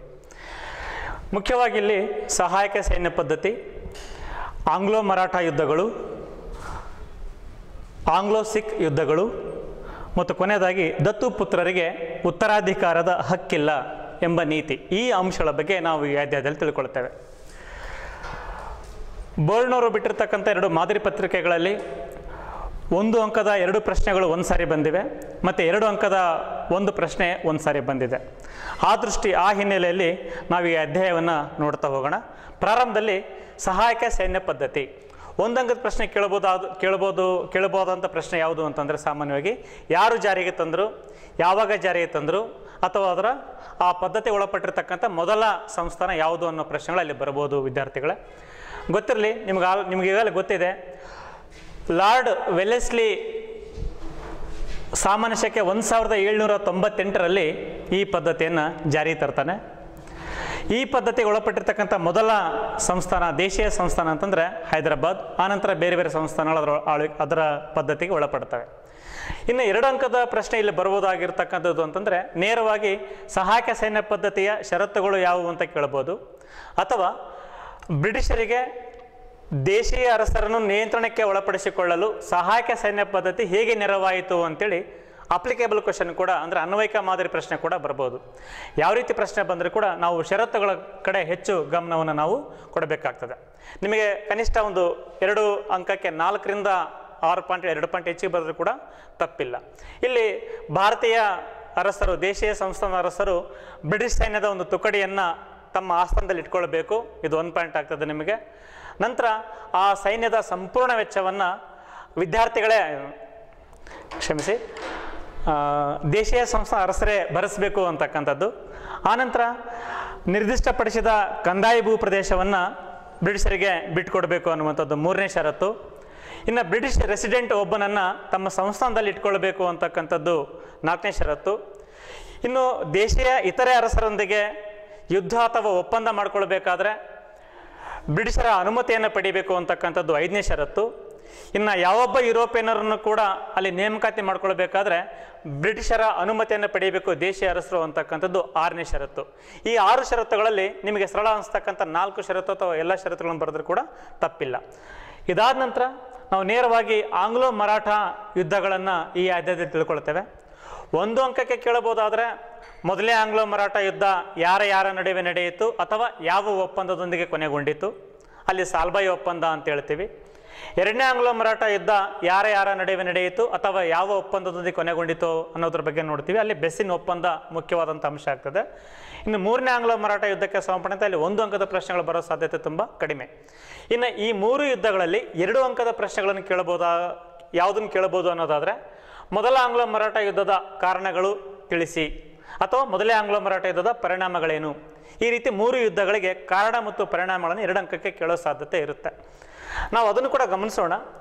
ಮೊದಲೇ ಆಂಗ್ಲೋ ಮರಾಠ ಯುದ್ಧದ ಕಾರಣಗಳನ್ನು ನಾವಿಲ್ಲಿ ಗಮನಿಸೋದಾದರೆ, ಮೊಘಲ್ ದೊರೆಯಾಗಿರ್ತಕ್ಕಂಥ 2ನೇ ಶಾ ಆಲಂನನ್ನು ಮರಾಠರು ಪುನಃ ದೆಹಲಿಯಲ್ಲಿ ಅವನಿಗೆ ಪಟ್ಟಕ್ಕೇರಿಸಲಿಕ್ಕೆ ಪ್ರಯತ್ನ ಪಟ್ಟರು. ಇದು ಬ್ರಿಟಿಷರಿಗೆ ಅಸಮಾಧಾನ ತಂತು. ಇದಕ್ಕೆ ಪ್ರತಿಯಾಗಿ 2ನೇ ಶಾ ಆಲಂ ಅವರಿಗೆ ಕೋರಾ ಮತ್ತು ಅಲಹಾಬಾದ್ ಸ್ಥಳಗಳನ್ನು ಮರಾಠರಿಗೆ ಬಿಟ್ಟುಕೊಡ್ತಾನೆ. ಅವು ಈ ಮುಂಚೆ ಬ್ರಿಟಿಷರಿಗೆ ಸೇರಿರ್ತವೆ. ಇದು 2ನೇ ಕಾರಣ. ಇನ್ನು 3ನೇ ಕಾರಣ ನಾವು ನೋಡೋದಾದರೆ, ಮರಾಠರಲ್ಲೇ ಪೇಶ್ವೆ ಸ್ಥಾನಕ್ಕಾಗಿ ಮಾಧವರಾಯನ ನಂತರ ಅವನ ಮರಣದ ನಂತರ ಅವನು ನಾರಾಯಣರಾವ್ ಅಂತಕ್ಕಂಥವನಿಗೆ ಅಲ್ಲಿ ಪಟ್ಟಾಭಿಷೇಕ ಮಾಡಿರ್ತಾರೆ. ಅವನನ್ನು ರಾಘೋಬ ಅಂತಕ್ಕಂಥವನು ಕೊಂದು ತಾನು ಪಟ್ಟಕ್ಕೇರ್ಬೇಕಂತ ಪ್ರಯತ್ನ ಪಡ್ತಾ ಇರ್ತಾನೆ. ಆಗ ನಾನಾ ಫಡ್ನವೀಸ್ ಈ ನಾರಾಯಣರಾವ್ನ ಮಗ ಆಗಿರ್ತಕ್ಕಂಥ 2ನೇ ಮಾಧವರಾಯನಿಗೆ ಪಟ್ಟ ಕಟ್ಟಬೇಕು ಅಂತೇಳಿ ಅಲ್ಲಿ ಪ್ರಯತ್ನ ಪಡ್ತಾನೆ. ಆಗ ರಾಘೋಬ ನೇರವಾಗಿ ಬ್ರಿಟಿಷರ ಸಹಾಯ ಕೇಳ್ತಾನೆ. ಹಾಗಾಗಿ ಇಲ್ಲಿ ನಾವು ನೇರವಾಗಿ ಈ ಎಲ್ಲ ಅಂಶನ ಗಮನಕ್ಕಿರಬೇಕು. ಆದರೆ ರಾಘೋಬನು ಪೇಶ್ವೆ ಪಟ್ಟಕ್ಕಾಗಿ ಬ್ರಿಟಿಷರ ಸಹಾಯ ಕೋರಿದನು. ಇದು ನಾವು ಅಲ್ಲಿ 3ನೇ ಕಾರಣವಾಗಿ ತೆಗೆದುಕೊಳ್ಳಬಹುದು. ಈ ಅಂಶಗಳು ನೇರವಾಗಿ ಬ್ರಿಟಿಷರು ಮರಾಠರ ರಾಜಕೀಯದಲ್ಲಿ ಹಸ್ತಕ್ಷೇಪ ಮಾಡೋದಕ್ಕೆ ಕಾರಣ ಆಗ್ತವೆ. ಸೊ ಹಾಗಾದರೆ ಈ ಕಾರಣಗಳನ್ನು ಅಲ್ಲಿ 2 ಅಂಕಕ್ಕೆ ನಾವು ನೋಡ್ಬೋದು. ಅದಾದ ನಂತರ ಪರಿಣಾಮಗಳನ್ನು ನೋಡೋದಾದರೆ, ಪ್ರಾರಂಭದಲ್ಲಿ ನಾನಾ ಫಡ್ನವೀಸನ ಸೇನೆಯೇ ಮೇಲುಗೈ ಸಾಧಿಸಿದ್ರು ಸಹ ಕೊನೆಗೆ ಆ ಯುದ್ಧದಲ್ಲಿ ಬ್ರಿಟಿಷರೇ ಮೇಲುಗೈಯನ್ನು ಸಾಧಿಸ್ತಾರೆ. ಅದಾದ ನಂತರ ನೇರವಾಗಿ ಸಾಲ್ಬಾಯ್ ಒಪ್ಪಂದದ ಮೂಲಕ ಆ ಯುದ್ಧ ಅಲ್ಲಿ ಕೊನೆಗೊಳ್ಳುತ್ತೆ. ಮತ್ತು ನಾನಾ ಫಡ್ನವೀಸನ ಆಸೆಯಂತೆಯೇ ಈ ಒಪ್ಪಂದದ ಪ್ರಕಾರ 2ನೇ ಮಾಧವರಾಯನಿಗೆ ಪಟ್ಟವನ್ನು ಕಟ್ಟಲಾಗುತ್ತೆ. ಈ 3 ಅಂಶಗಳು ಮೊದಲನೇ ಆಂಗ್ಲೋ ಮರಾಠ ಯುದ್ಧದ ಪರಿಣಾಮಗಳಲ್ಲಿ ನಾವು ನೋಡ್ತೀವಿ. ಇನ್ನು 2ನೇ ಆಂಗ್ಲೋ ಮರಾಠ ಯುದ್ಧಗಳಿಗೆ ಸಂಬಂಧಪಟ್ಟಂತೆ 2 ಅಂಕಕ್ಕೆ ಕೇಳಬಹುದಾಗಿರ್ತಕ್ಕಂಥ ಪ್ರಶ್ನೆಗಳು ಅಂದರೆ ಕಾರಣಗಳು ಅಥವಾ ಪರಿಣಾಮಗಳು. 1 ಅಂಕದ ನಾವು ಈಗಾಗಲೇ ಚರ್ಚೆ ಮಾಡಿದ್ದೇವೆ. ಇನ್ನು ಕಾರಣಗಳಿಗೆ ಸಂಬಂಧಪಟ್ಟಂತೆ ನಾವು 3 ರಿಂದ 4 ಅಂಶಗಳನ್ನು ನಾವಲ್ಲಿ ಕವರ್ ಮಾಡ್ಕೊಳ್ಬೇಕಾಗ್ತದೆ. ನಿಮ್ಮ ಗಮನಕ್ಕೆ ಇರುವಂತೆ 2ನೇ ಆಂಗ್ಲೋ ಮರಾಠ ಯುದ್ಧಕ್ಕೆ ಕಾರಣಗಳು ಪಟ್ಟಿ ಮಾಡುವಾಗ ಮರಾಠ ಮನೆತನಗಳ ಒಳಜಗಳಗಳು ಮೊದಲನೇ ಕಾರಣ ಆಗ್ತದೆ. ಅಲ್ಲಿ ಭೋಂಸ್ಲೆ ಮನೆತನದವರು ನೇರವಾಗಿ ಸಿಂಧಿಯಾ ಹೋಳ್ಕರ್ ಮನೆತನದವರು ನೇರವಾಗಿ 2ನೇ ಬಾಜಿರಾವ್ ಪೇಶ್ವೆ ಮತ್ತು ಸಿಂಧಿಯಾ ಅವರಿಬ್ಬರ ಮೇಲೆ ದಾಳಿ ಮಾಡೋದಕ್ಕೆ ಪ್ರಯತ್ನ ಪಡ್ತಾನೆ. ಆ ಯುದ್ಧದಲ್ಲಿ ಪೇಶ್ವೆ ಆಗಿರ್ತಕ್ಕಂಥ 2ನೇ ಬಾಜಿರಾವ್ನ ಸೇನೆ ಸೋಲುತ್ತೆ. ಅದರ ಹಿನ್ನೆಲೆಯಾಗಿ ನಾವು ನೋಡುವಾಗ ತಾನೇ ಆಧಿಪತ್ಯ ಸಾಧಿಸಬೇಕನ್ನೋ ಕಾರಣಕ್ಕೆ 2ನೇ ಬಾಜಿರಾವ್ ಬ್ರಿಟಿಷರ ಸಹಾಯವನ್ನು ಕೋರ್ತಾನೆ. ಆಗ ಮತ್ತೊಮ್ಮೆ ಅಲ್ಲಿ ಬ್ರಿಟಿಷರು ನೇರವಾಗಿ ಈ ಯುದ್ಧದಲ್ಲಿ ಪಾಲ್ಗೊಳ್ಳೋದಕ್ಕೆ ಅವಕಾಶ ಸಿಕ್ಕಂತಾಗುತ್ತೆ. ಆ ಸಂದರ್ಭದಲ್ಲಿ ಬ್ರಿಟಿಷರು 2ನೇ ಬಾಜಿರಾವ್ನೊಂದಿಗೆ ಒಪ್ಪಂದ ಮಾಡ್ಕೊಳ್ತಾರೆ, ಬೆಸ್ಸಿನ ಒಪ್ಪಂದ ಅಂತೇಳಿ. ಈ ಒಪ್ಪಂದದ ಪ್ರಕಾರ ಪೇಶ್ವೆ ಅಲ್ಲಿ ಸಹಾಯಕ ಸೈನ್ಯ ಪದ್ಧತಿಗೆ ಸಹಿ ಆಗ್ತಾನೆ.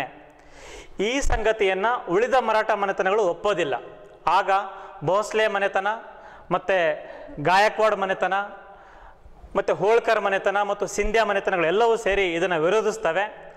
ಆಗ ನೇರವಾಗಿ ಬ್ರಿಟಿಷರ ಜೊತೆಗೆ ಯುದ್ಧಕ್ಕೆ ಇಳಿತಾರೆ. ಈ ಯುದ್ಧದಲ್ಲಿ ಇವೆಲ್ಲ ನಾವು ಕಾರಣಗಳನ್ನು ನಾವು ನೋಡ್ತೀವಿ. ಇನ್ನು ಪರಿಣಾಮಗಳನ್ನು ನೋಡೋದಾದರೆ, ಬಹುತೇಕ ಮರಾಠ ಮನೆತನಗಳನ್ನು ಬ್ರಿಟಿಷರು ಸೋಲಿಸ್ತಾರೆ.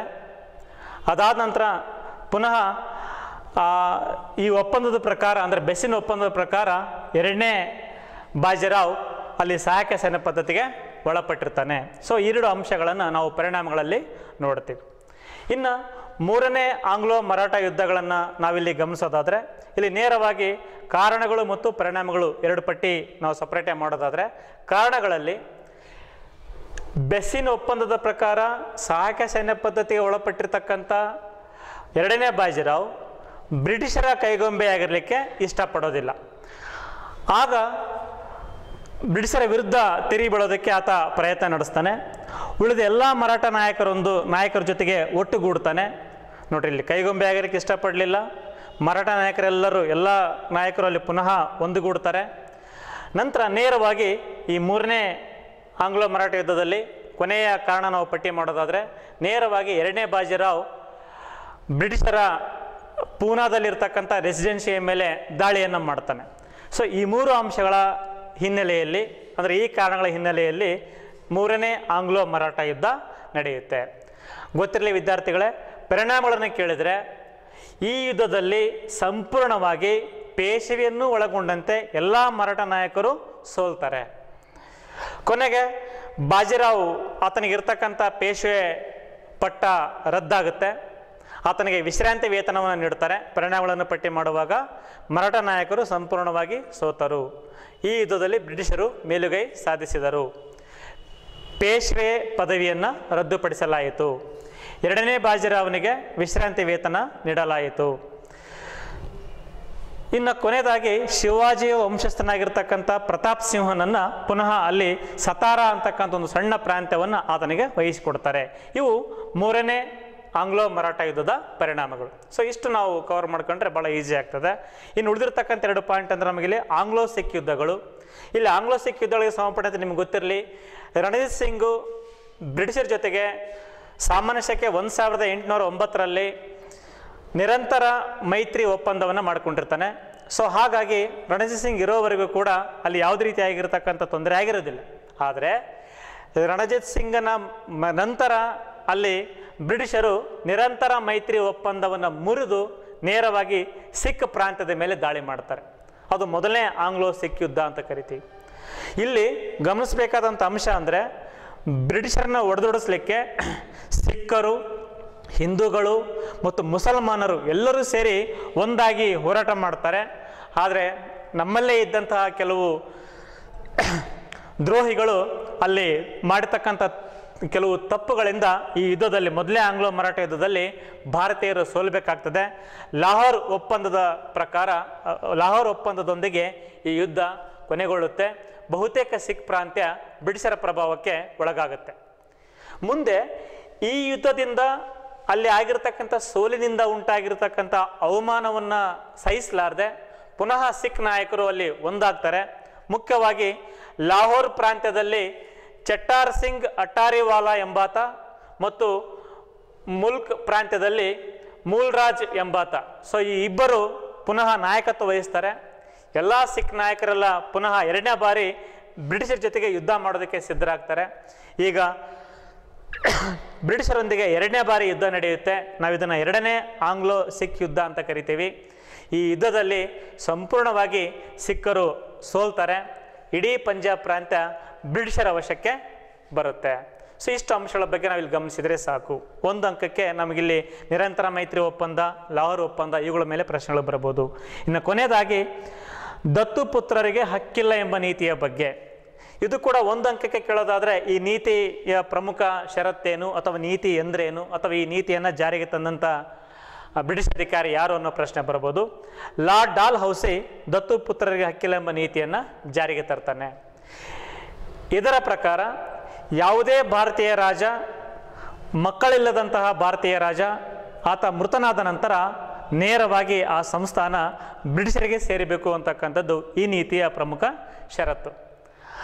ಈ ಷರತ್ತನ್ನು ವಿರೋಧಿಸಿ ಹಲವಾರು ಸಂಸ್ಥಾನಗಳು ದಂಗೆ ಹೇಳ್ತವೆ. ಆ ಎಲ್ಲ ದಂಗೆಗಳನ್ನು ಹತ್ತಿಕ್ಕಿ ಒಂದೊಂದೇ ಸಂಸ್ಥಾನಗಳನ್ನು ಬ್ರಿಟಿಷರು ತಮ್ಮ ವಶಕ್ಕೆ ತೆಗೆದುಕೊಳ್ತಾ ಹೋಗ್ತಾರೆ.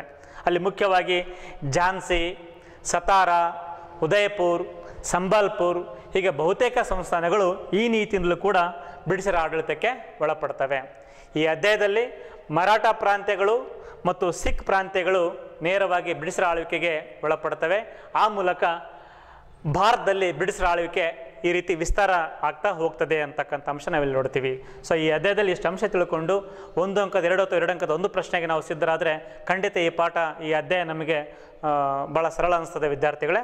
ಮತ್ತು ಮುಂದಿನ ಭಾಗದಲ್ಲಿ ನಾವು ಮುಂದಿನ ಅಧ್ಯಾಯದ ಬಗ್ಗೆ ನೋಡೋಣ.